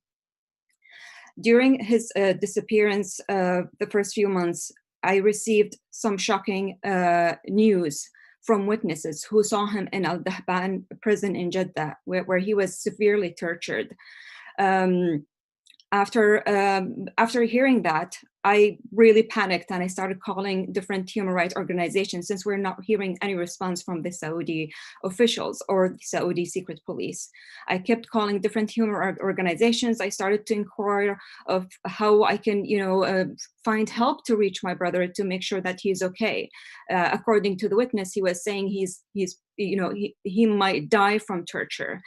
When we couldn't get any help, complete silence, a full year without any news, I decided I have to go public. So I joined Twitter and I started to speak about it publicly, and I started to talk about it publicly with the media. So I posted on Twitter, "Where is my brother?" And the moment I did that, I started to receive threats saying, "If you say one more word, you're gonna regret it." Even though I'm a US citizen, I'm living in the United States, I was still receiving threats. And I was also threatened that I'm going to be thrown in the sewer system with my brother. So I continued. I knew that there is no going back. I continued speaking about my brother. I continued asking about my brother. And the entire 2019, there was still no news at all. He was disappeared. Only after 23 months of disappearance, he was finally allowed a call to my parent in Riyadh, where all he managed to say that he was basically alive and that he was in Al-Hire prison. There was someone beside him or close to him, told him, "Your minute is up," and hang up the phone and cut the call without even saying goodbye or when is the next time that he's going to call. And during all of that time, after that call, he haven't called again. We continued to request calls and visits, and still he haven't called again. And also we asked, what is his fault? What is his crime? What exactly is going on? And they just keep saying that he is still under investigation. We asked if we can assign him a lawyer. They said, you don't ask for a lawyer, and until you are granted calls and visits, then you can ask if you can assign a lawyer. So we're completely kept in the dark. We're not told anything at all. And later on, I received from witnesses that he'd been severely tortured through, during the time of his disappearance. He wasn't even in an official prison. He was kept in a secret prison, like exactly what was happening with Lil Jane. During that torture or disappearance, he suffered some severe physical damages as a result of the torture, from bruises and broken bones. So the level of the torture and the disappearance itself is really frightening, because the torture and the mistreatment mostly happened during the times that the detainees were disappeared. He was also receiving threats of murder. He was forced to sign blindfoldedly on documents, not knowing what's in them. So during all of that time was not only torture on my brother, was also torture on my family, and especially on our mother. My mother suffered greatly. She was the most one who got really hurt by this. The first year I was taking her to the hospital constantly. She was really in a really bad health as a result of this stress and fear from my brother's disappearance, and not knowing anything at all about his status or his case. I suffered myself from this, and I had to take, a sick leave, or a time off from my work because I had to take care of my health. So the amount of torture that we suffered is not only on my brother, but also on the entire family, and on us as American citizens, on my mom's, who is American citizen, and myself and my family. Of course, my brother, we know that the only reason he was detained was because of his expressing his opinion on Twitter, on social media. Peaceful opinions criticizing human rights abuses in the kingdom, criticizing social justice issues in the kingdom. And because of his honest nature, he had a huge following. He had roughly more than 170,000 followers. And of course, anyone who have, the guts to criticize over there would get very popular because you can't speak over there. So what we found also later, that he was actually, his information was leaked by the Twitter spies that Saudi Arabia have implanted in the American Twitter company. And it was actually by close officials, by close senior officials to MBS himself, who were behind the hacking and the leaking of the information. My brother wasn't the only one. My brother was one of other 6,000 people who were, whose accounts or information were leaked as a result of that. And also, my brother is not the only one who is disappeared and who is tortured and who is deprived phone calls or communication with his family. There are others, many others out there who are even, their families cannot even speak, or they cannot even share that because they are threatened if they speak up or if they say anything, not to mention those ones who are even deprived or banned from traveling. So this have put a tremendous pain on all of us. It is not a one case. My brother is just one of many cases. The torture that we went through is not easy on a daily basis. We are continuing to be tortured by this. To this day, my brother haven't called. It's been more than 9 months. We haven't heard from him again. And during the time he was disappeared, before he actually made his first call, going back to Lena's point, I was actually receiving information, people telling me to frighten me and to put me down, that my brother was actually killed and I should stop, trying to advocate for him. And I was told that at least twice. And I refused to believe it, because even if that happened, I'm not going to stay silent, and I'm going to seek for justice. So I continue to speak up, and I continue to seek my government's help, the American government's help. And that only after that he was allowed to make that one phone call, which was in February in 2020. So to Lena's point, yes, we need all the pressure we can get. We have to continue pressuring the Saudi government to stop these human rights abuses. You can help us, because those voices who are silent, we need to be their voices. We need our government leaders to be our voices. We need the world community to be our voices to stop these human rights abuses, because this is an international issue. It's not just one country issue. This is an international issue. Human rights is everyone's rights. Thank you. Thank you so much, Iraj. We really appreciate hearing your story and story of your brother. Next, we'll turn it over to Abdullah to give us his opening statement about his father. Thank you. Yeah, thank you so much, Karen. My father's name is Salman Al-Ouda. He's one of the most prominent, if not the most prominent scholar in the Kingdom of Saudi Arabia. He has been vocal in the past few decades. He has been spearheading the campaign against extremism and terrorism in the kingdom. Also at that time, even the government allowed him to speak, because the campaign against extremism was allowed because it's going to help the public interest. They only started to dislike him when during the Arab Spring he started to demand democratic reform in the kingdom.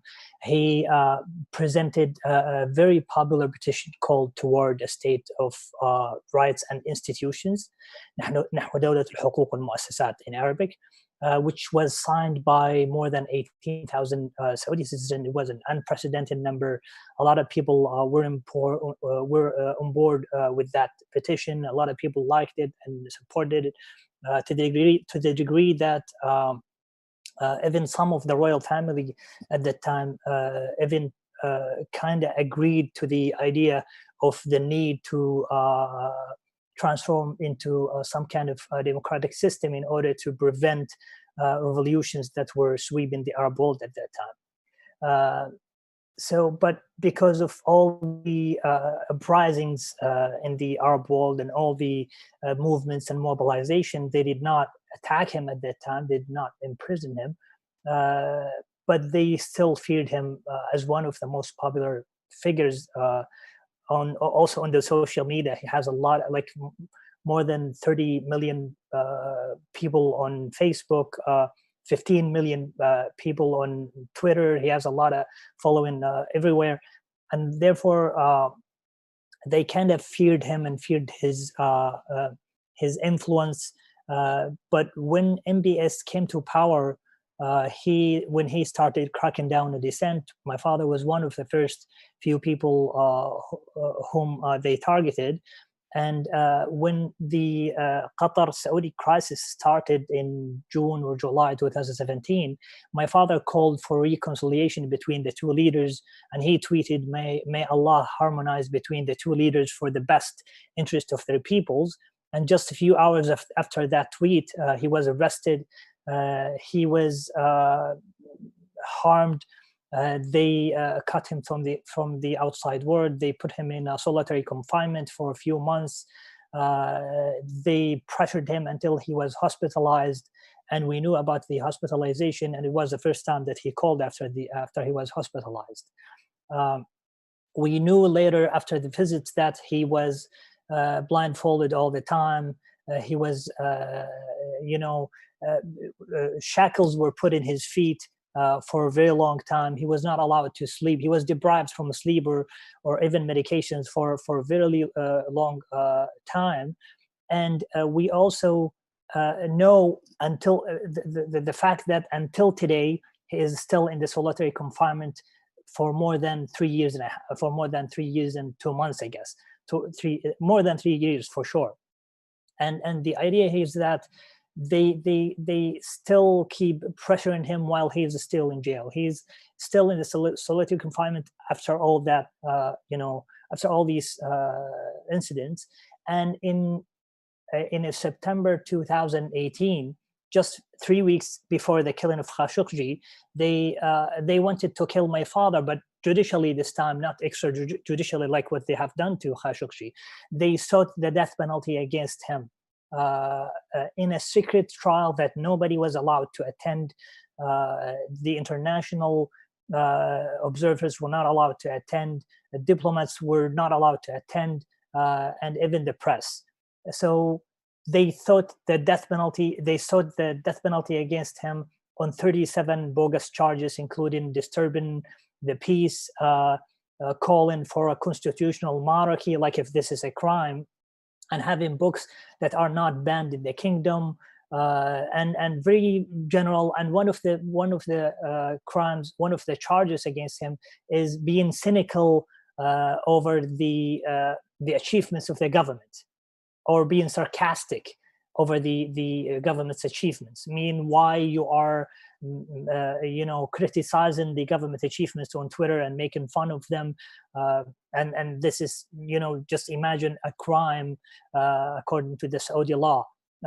As Lena and also Arij mentioned, how the Saudi legal system was framed is that the anti-terrorism law defines an act of terrorism as an act that threatens the public order or safety or security or the interest of the government. So that's an act of terrorism according to the Saudi law.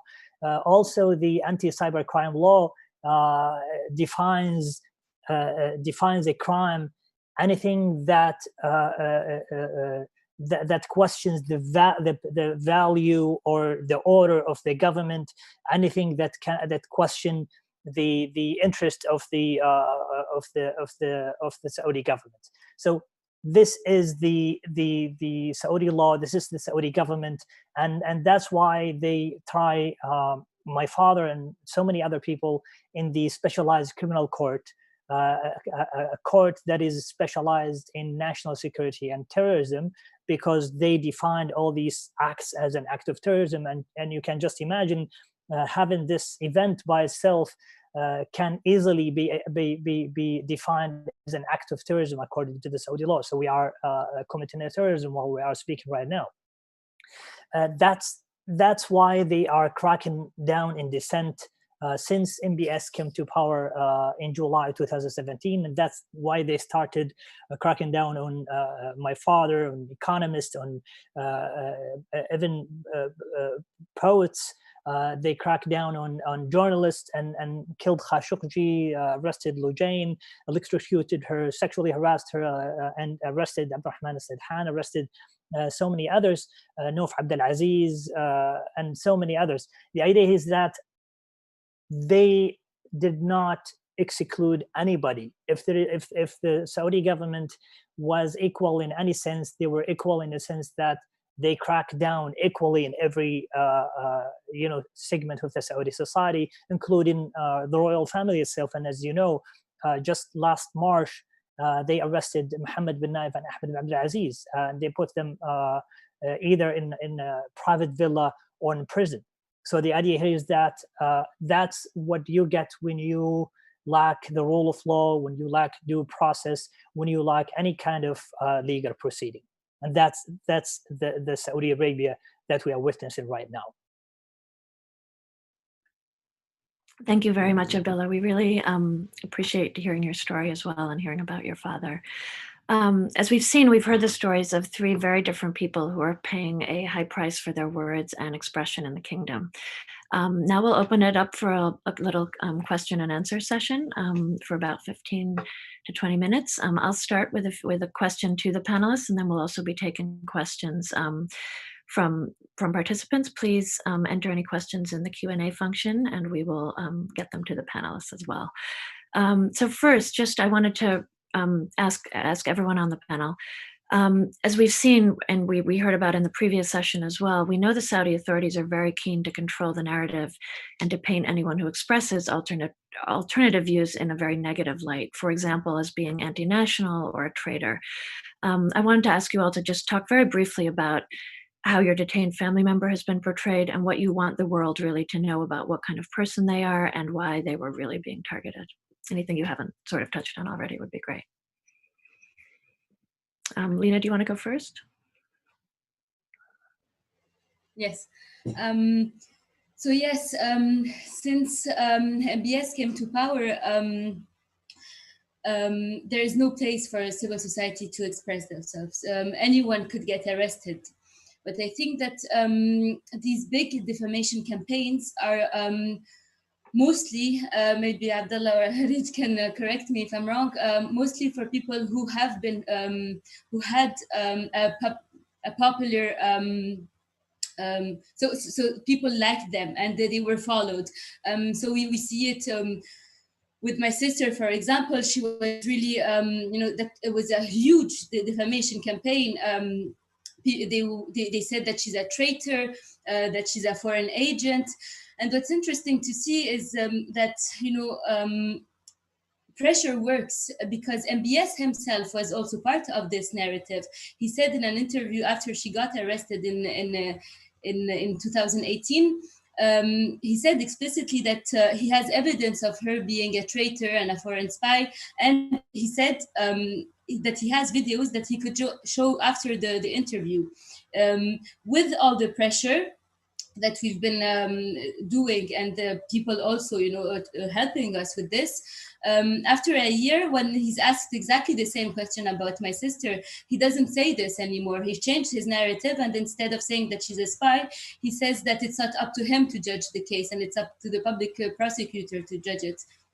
So we really see that this defamation campaign and the fact that they want them to, that they want people to to hate them basically is not working, because we are speaking and we are exactly portraying them as they are. So my sister is an activist now, the world knows it, and no one is fooled anymore. No, thank you. Arich, anything to add? Yeah, agreeing to Lena's point, from the moment I started posting about, or even, talking to the media, every time, for example, I go on an interview, I receive all sorts of messages saying that I'm a traitor, that, I'm working against the country, that I'm destroying the country's reputation, and the calling that my brother is a traitor too, and, you're just like your brother, you're a traitor. So they use that, to try to put us down, to stop us from, talking and sharing the human rights abuses. And even, in some cases, they'll be using really foul and really bad language to just basically try to have others like destroy our image in front of other people, calling us liars, that everything we're sharing is a lie.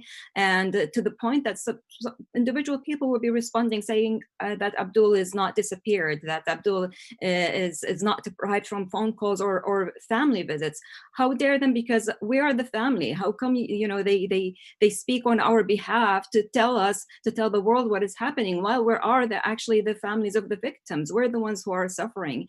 I mean, if it wasn't for that suffering, we wouldn't be going through this to share our stories. And they would accuse us of receiving money, and that's why it's the money that is being paid for us to pretend this. Who wants to pretend this, for goodness sake? I mean, it's really ridiculous that the campaign that they have against us, they have against our detained relatives who are already a victim, denying the fact that we are sharing, claiming that we are liars and we are traitors, trying basically to push the public opinion against us as a way of putting us down or punishing us.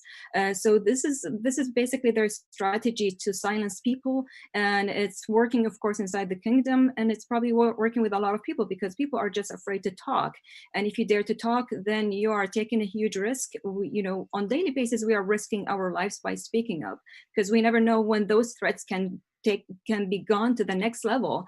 Including those threats, we receive threats of murder. Occasionally, I received comments saying, "You're gonna regret it." We're gonna, things like, we're going to cut your head, or some severe, threats. And I'm not the only one. I see the amount of threats, for example, that Al-Hadloud's family, Al-Ouda's family receive, Abdullah Al-Ouda, Alina, her sister and brother, they receive some crazy amounts of threats of death, whether to our relatives or to us, because we are, simply because we are tweeting or we are speaking publicly. All we are doing is we're talking about what is going on with us after we've done everything to reach out to them, but they give us a closed door. So how do they expect us to stay quiet and then threaten us to stay quiet? So it is the amount of threats and intimidation they use is endless. It's their strategy, and they reach to the point that they actually, even for me, they pretend to be American accounts. Some of them like pretending that they are like American citizens, and they start calling me an Iranian agent, and that I have some agendas, some really weird accusations. So that they go to an extent where they don't just, their Saudi, government-related accounts trying to silence us.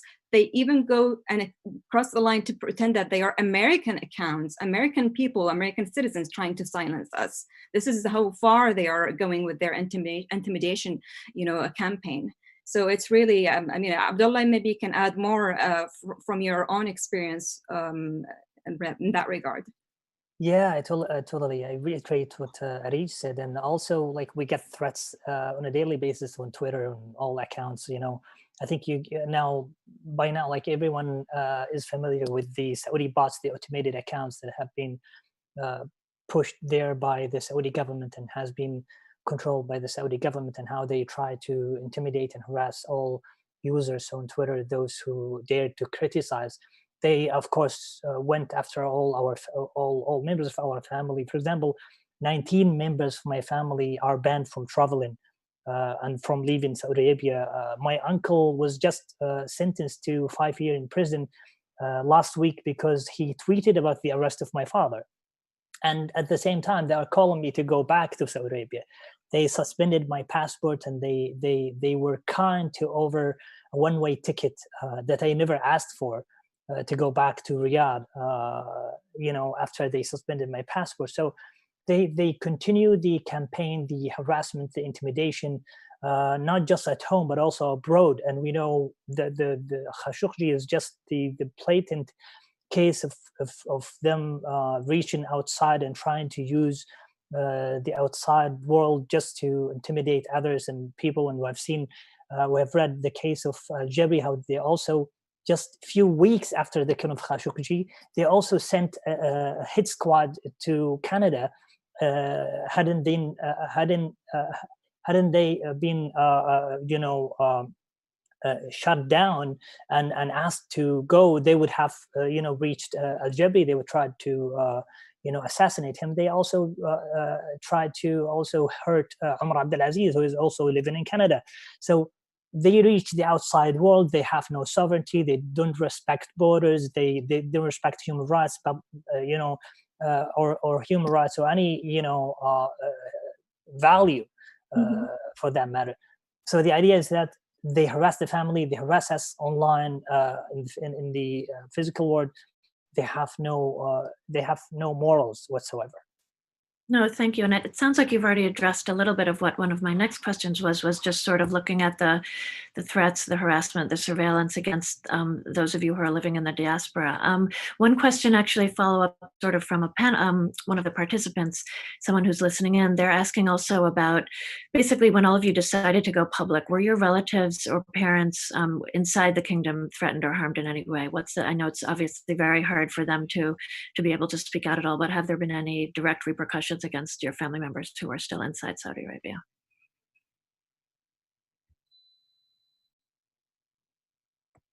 Selena, or Abdullah, you could jump in. I know you referenced it. I referenced my uncle has been just sentenced to 5 years in prison because he tweeted. The family who have been banned from traveling, the harassment of other people, and they continue that. And I think other people also experience more or less of what I did. Lena, do you want to jump in? Yes, I would say my family is also on a travel ban, and it's extremely worrying because what we see is that usually Saudi Arabia first puts people on a travel ban and then arrests them. So my parents live in a constant state of fear. They don't know when the state security will come and take them. Basically, they expect it to be every day. But what I would say is that, it's not only about having direct and strong harassment.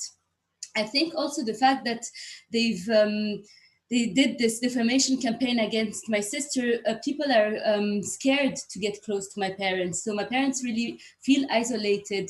They don't even have they do have a social life, but they also censor themselves from going to people's places because they know it could be dangerous for other people to meet them. So I think it's it's also very the social life changed. They're scared every day, so their whole life changed. And I think these details, we shouldn't forget them, because that's what makes life livable. The fact that they can still see their friends, etc. And this is not possible for them anymore. Yeah, they could be endangering people as well, others as well, probably just the association. Yeah. Arij, maybe if you have anything to add about your family inside Saudi. Yes, definitely. So before I even went public, when I even mentioned that I want to do that, from friends and family, they both were super scared and said, don't do it. And one day I just decided, you know what, I'm just going to do it, and I went and I started to speak publicly. That affected, their lives greatly. My communication right now with most of my relatives who are in the kingdom and friends have been reduced greatly. I hardly I can stay in touch with them. We can't speak freely because I know that they are afraid by speaking to me, or even communicating with me.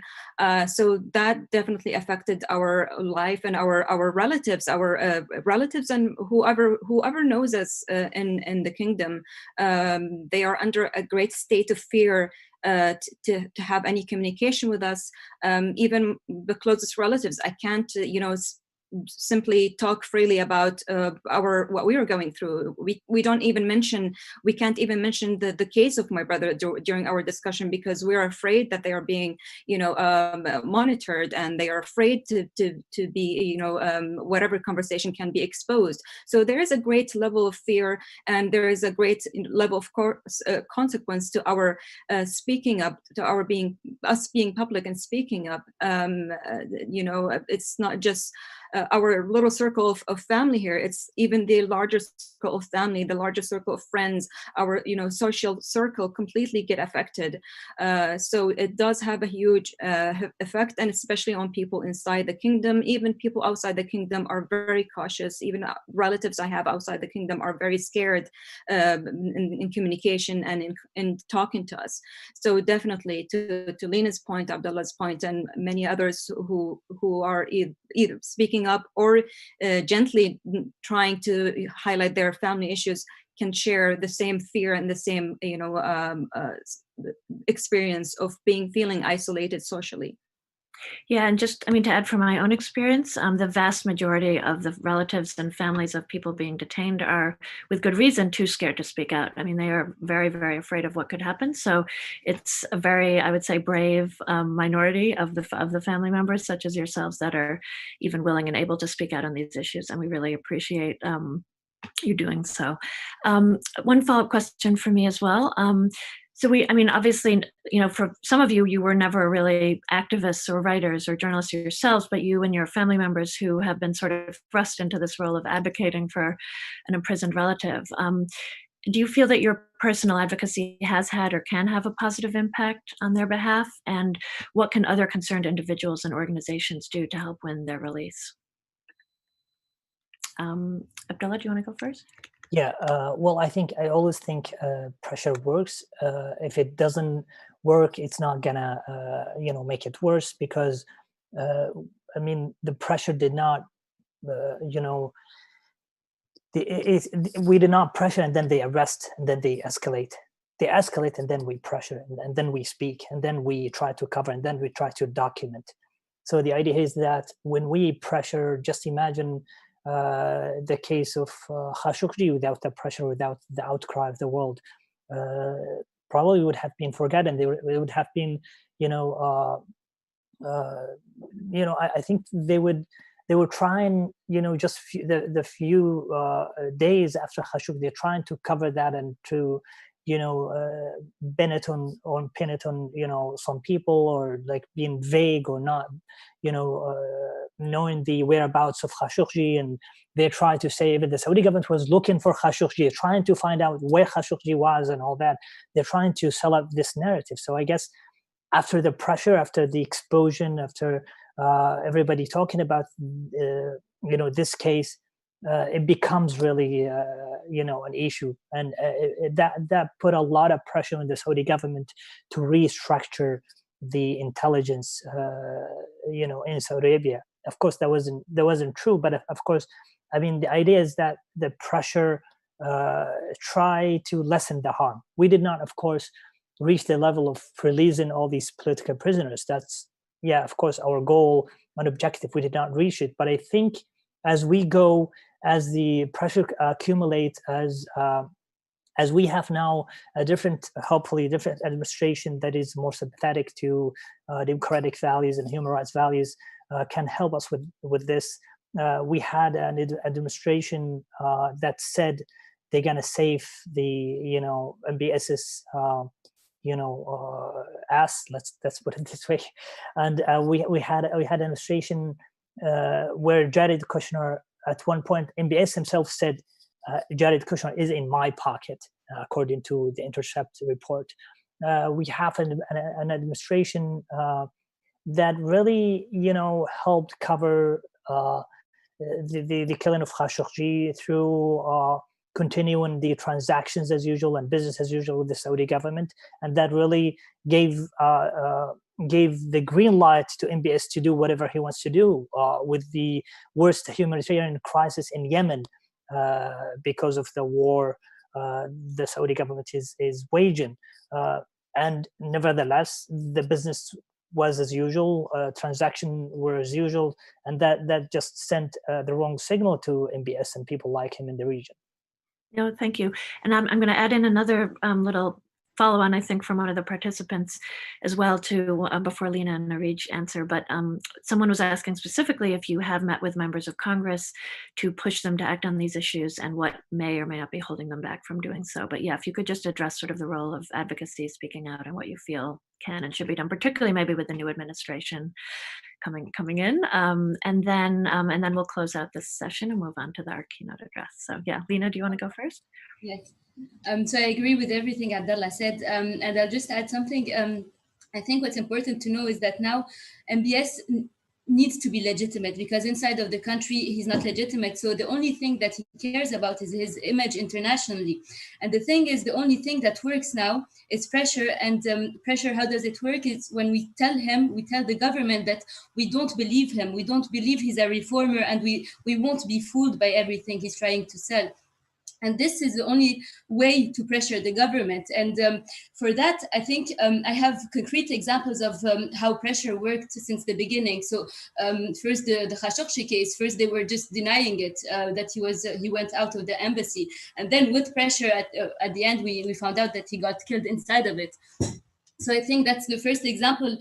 And also there's my sister's case. Once we started talking about it, she got more visits, more calls. They were treating her better.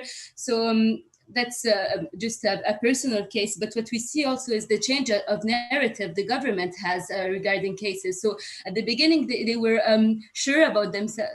They were confident that their defamation campaign could work. And MBS, as I said, himself was selling it to Western media, saying that they're spies and that he has evidence and that he'll show it. And now he doesn't say it anymore because he knows that people won't get fooled anymore. And that only worked because of international pressure. There's also the Saudi ambassador to the UK saying that the foreign ministry was thinking about releasing the activists ahead of the G20.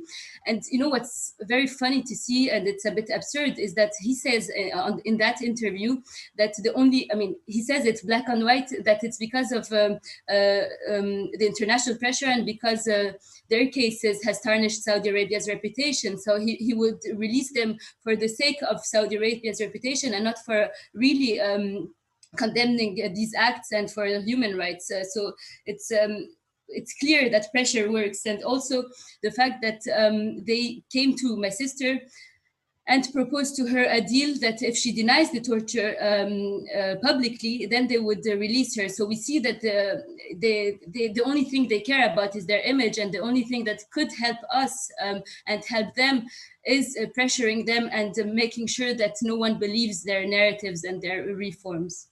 No, thank you, Lena. Narij, a quick closing, and then I'll close out the panel. Yeah, I agree with Lena 100% and Abdullah as well.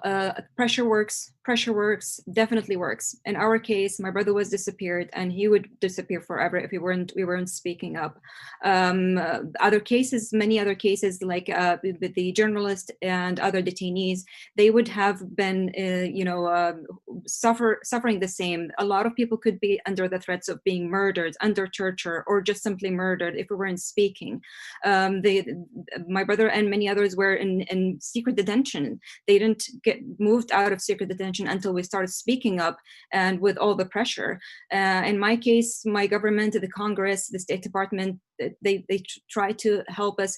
And after that pressure, my brother was allowed to make that one call finally, to basically tell me that all those rumors that were, they're trying to push for me, that he is being killed under torture, was false. And of course, this is what they want to do. They want to kill the detainees. Our relatives are in danger.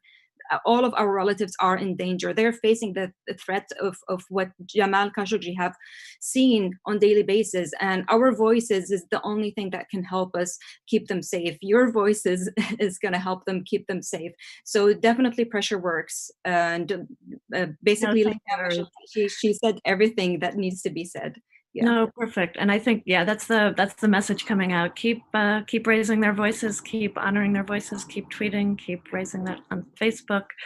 Reach out to your members of Congress or Parliament, get them to put the pressure on as well. I think that's the only way we will be able to move forward. So with that, I'd like to really thank our panelists for speaking out on behalf of their detained family members and for bringing their stories and voices to life. We deeply appreciate your bravery in joining us today and hope that they and all other political prisoners are freed by the kingdom as soon as possible. Now, I'd like to introduce my colleague, Thomas Melia, the director of PEN America's Washington, D.C. office, who will moderate our final keynote session. During the Obama administration, Tom served as the Deputy Assistant Secretary of State for Democracy and Human Rights, overseeing U.S. policy in the Middle East and other regions, and later as an Assistant Administrator of USAID. Over to you, Tom. Thanks, Karen. And I'm pleased to bring to this counter-summit our keynote speaker, Senator Christopher Murphy, Democrat of Connecticut, the state known in the United States as the Constitution State. Senator Murphy is the senior Democrat on the subcommittee on the Near East and South Asia on the Senate Foreign Relations Committee. Now in his second six-year term as a senator, following service in the House, Mr. Murphy has been a powerful advocate for what he frequently describes as a progressive foreign policy, which he has said means an America that is forward deployed around the world, though not necessarily in a strictly military sense of the phrase.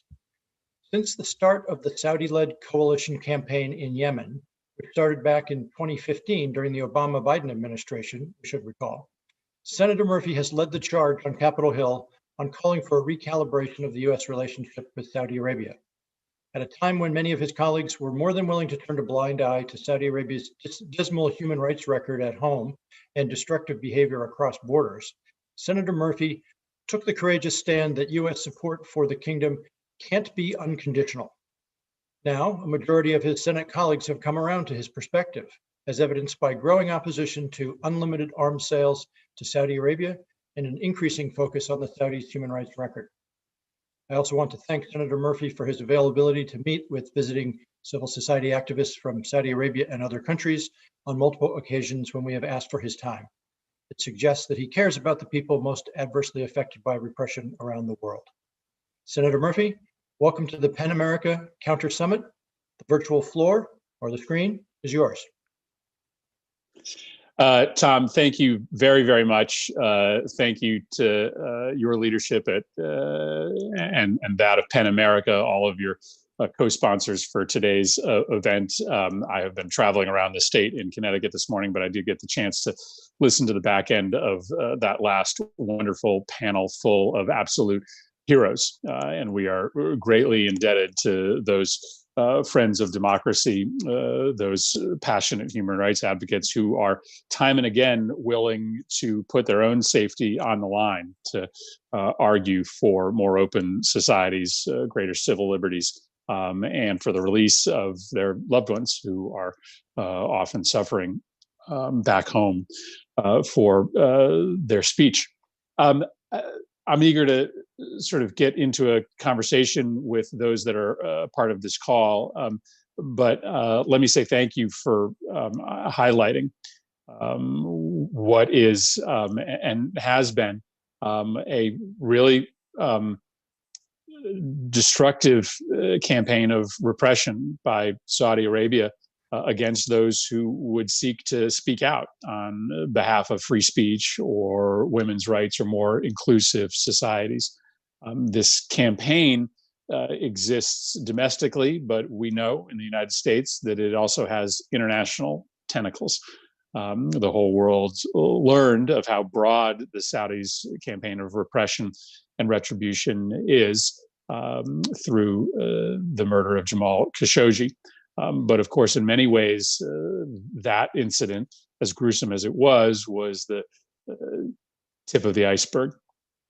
But let me also set the table by telling you this. I am probably the chief critic in the United States Senate of the U.S.-Saudi relationship. But I'm a critic of that relationship because I believe it's an important relationship, because I have seen the ways in which a good relationship with Saudi Arabia can accrue to the benefit of the United States and the security of our allies. We are engaged as we speak in really important mission sets with Saudi Arabia. We do a tremendous amount of work together on counterterrorism. There is important information sharing that helps protect the United States. Saudi Arabia has been a force for good in the region to achieve this detente that has existed for the last 10 years or so between the Sunni Gulf states and Israel. That's good for Israel. That's good for the United States. Saudi Arabia, of course, is still an important economic partner. We're not as reliant on Saudi energy resources as we were decades ago, but we can't deny that is still a very important part of our energy mix. So there is reason for us to want a good, strong relationship with Saudi Arabia. But it is past time for us to recognize that Saudi Arabia is a deeply imperfect ally, and that our priorities in this relationship have been long skewed in a way that I argue is not advantaging the United States in the long run. My call over the course of the last half decade has been that the United States elevate two priorities with the Saudis. One, we elevate the issue of human rights. And two, we elevate the issue of Saudi's continued support for a brand of Islam that, unfortunately, whether we like it or not, often forms the building blocks of the global extremist movements that do threaten the United States and our allies. And my hope is that the next administration will be able to do both. The United States cares about human rights, not just because we believe we have a moral authority as the most powerful nation in the world to stand up for people's ability to speak their mind or participate in their government and their community, but also because we believe that the more open participatory democracies that exist in this world, the stronger America will be, right? We are more likely to have fulsome trading partnerships with democracies. As we see more threats presented to American democracy, the more safe and secure democracies around the world, the better protected that we are. We know that in democracies, there are less opportunities for unstable environments that may give rise to movements and organizations that ultimately turn their sights on the United States. So there are a multitude of reasons why the United States cares about democracy promotion and human rights promotion around the world, beyond just altruistic motives. And what we have seen in Saudi Arabia is, despite this veneer of modernization, a continued campaign of repression. They may take credit, rightly so, for starting to open up space for women, while at the same time locking up many of the most prominent women's rights advocates in the kingdom. They may ask for help in taking control of their own security environment in the region, but then they use the weapons that have been provided to them by the United States to deliberately target civilians inside Yemen. And so it is time for us to raise this issue at a much higher level of Saudi Arabia's very troubling human rights record, both inside the kingdom and outside the kingdom, with respect to the dissidents that they target in the United States and throughout Europe and Canada, but also their campaign of human rights violations inside Yemen. I intend to continue to be a voice, but of course, the network of organizations that are present on this call and the network of human rights activists that are a part of this event, your voices will be much more powerful than mine. I also hope as well that that second priority I mentioned is a big part of our conversation going forward with Saudi Arabia. The United States, can't really be in the middle of a sort of global conversation about the future of Islam. But it is important to understand that this Salafist Wahhabi sort of version of Islam that is pushed out of the kingdom to all sorts of parts of the globe, whether it be Southeast Asia, the Balkans, Africa. It unfortunately is an intolerant teaching that often leads to extremist groups trending into the practice of violence. So that has to be a bigger part of our relationship, and that conversation has to be elevated as a priority. So this is a moment for us to reset our relationship with the kingdom, to understand how important the relationship is, but to make sure that our support for the Saudis is not unconditional, that we make it clear that we want to be a partner. We want to be a security partner, a counterterrorism partner, and an economic partner. But we expect that in exchange for what comes from the United States to Saudi Arabia in that partnership, and the components that flow from the US to Saudi Arabia are substantial, that we need reform in exchange. Reform in the way that money flows out of Saudi Arabia to support intolerant teachings, but also reform with respect to the domestic practice of imprisonment and harassment of civil rights, human rights, and democracy leaders, and reform with respect to the way in which they continue to run a military campaign in Yemen that is killing hundreds of thousands unnecessarily. So I'm glad to be a part of this call, looking forward to working with the Biden administration on a resetting of one of our most important relationships in the world. Great. Well, thank you, Senator. You have been a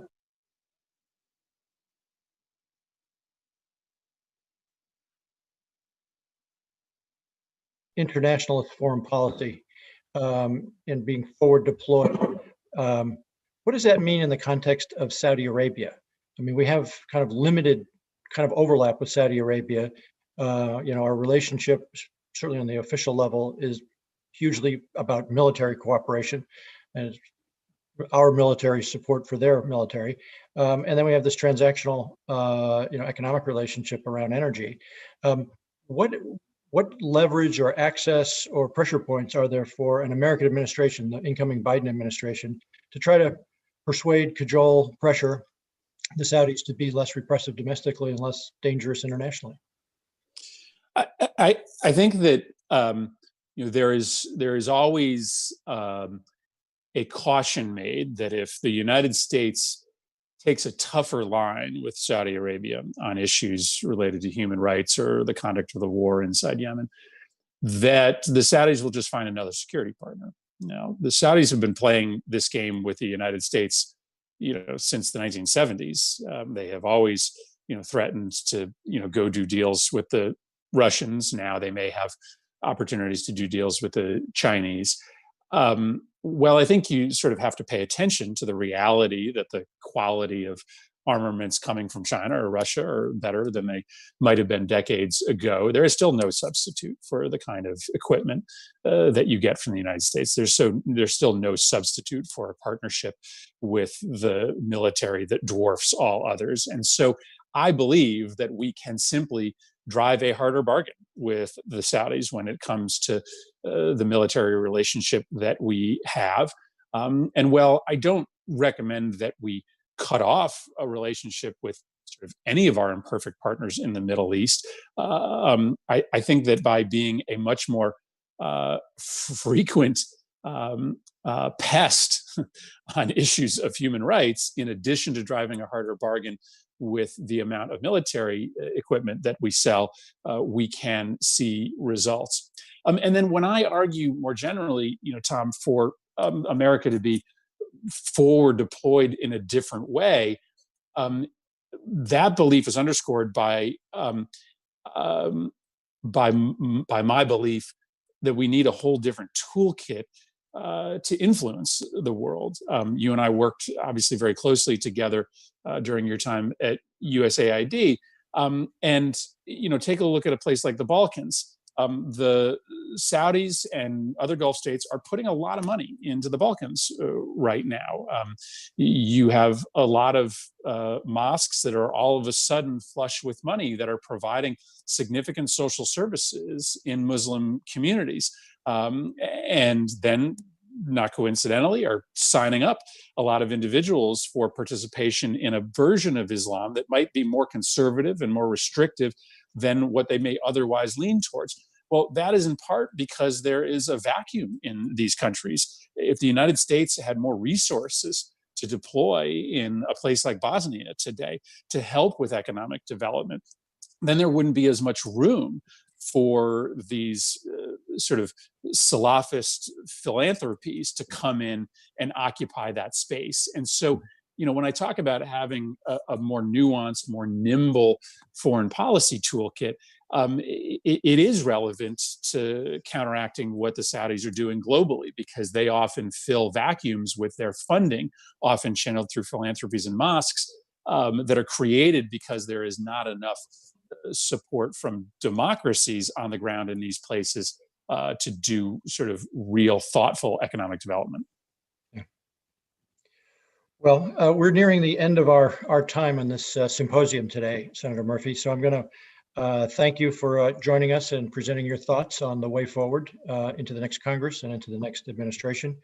We're hoping that we will have a much more forward-leaning administration in terms of human rights and for pressing for better behavior from our imperfect partners in the Middle East and around the world. So once again, thank you, and we'll look forward to continuing to come visit you on Capitol Hill when visiting is a thing we can do again. Well, good to see you, Tom. Thanks for all your tremendous leadership and for our partnership, and thank you all for hosting this important event. Thanks for letting me take part in it. Great. Thanks, Senator. And let me just turn to the audience and say thank you for joining us today for this multifaceted discussion about the reality that is Saudi Arabia. This has been described by some as a prebuttal to the official proceedings of the G20 that will commence tomorrow in Riyadh and on screen around the world. We're glad to have been able to partner with so many knowledgeable and intelligent and active NGO partners in putting this together. It's been a work of multitudes to pull together this impressive lineup of speakers and participants, and continue to retweet and share our social media content that we and our partners have put together this week. As the weekend of the G20 unfolds, we want to keep this counter narrative alive and visible to all those in attendance or reporting on the official G20. So please join us in doing that. And thank you again for joining us. And with that, I think we have come to the end of the PEN America Counter-Summit G20. Thank you all.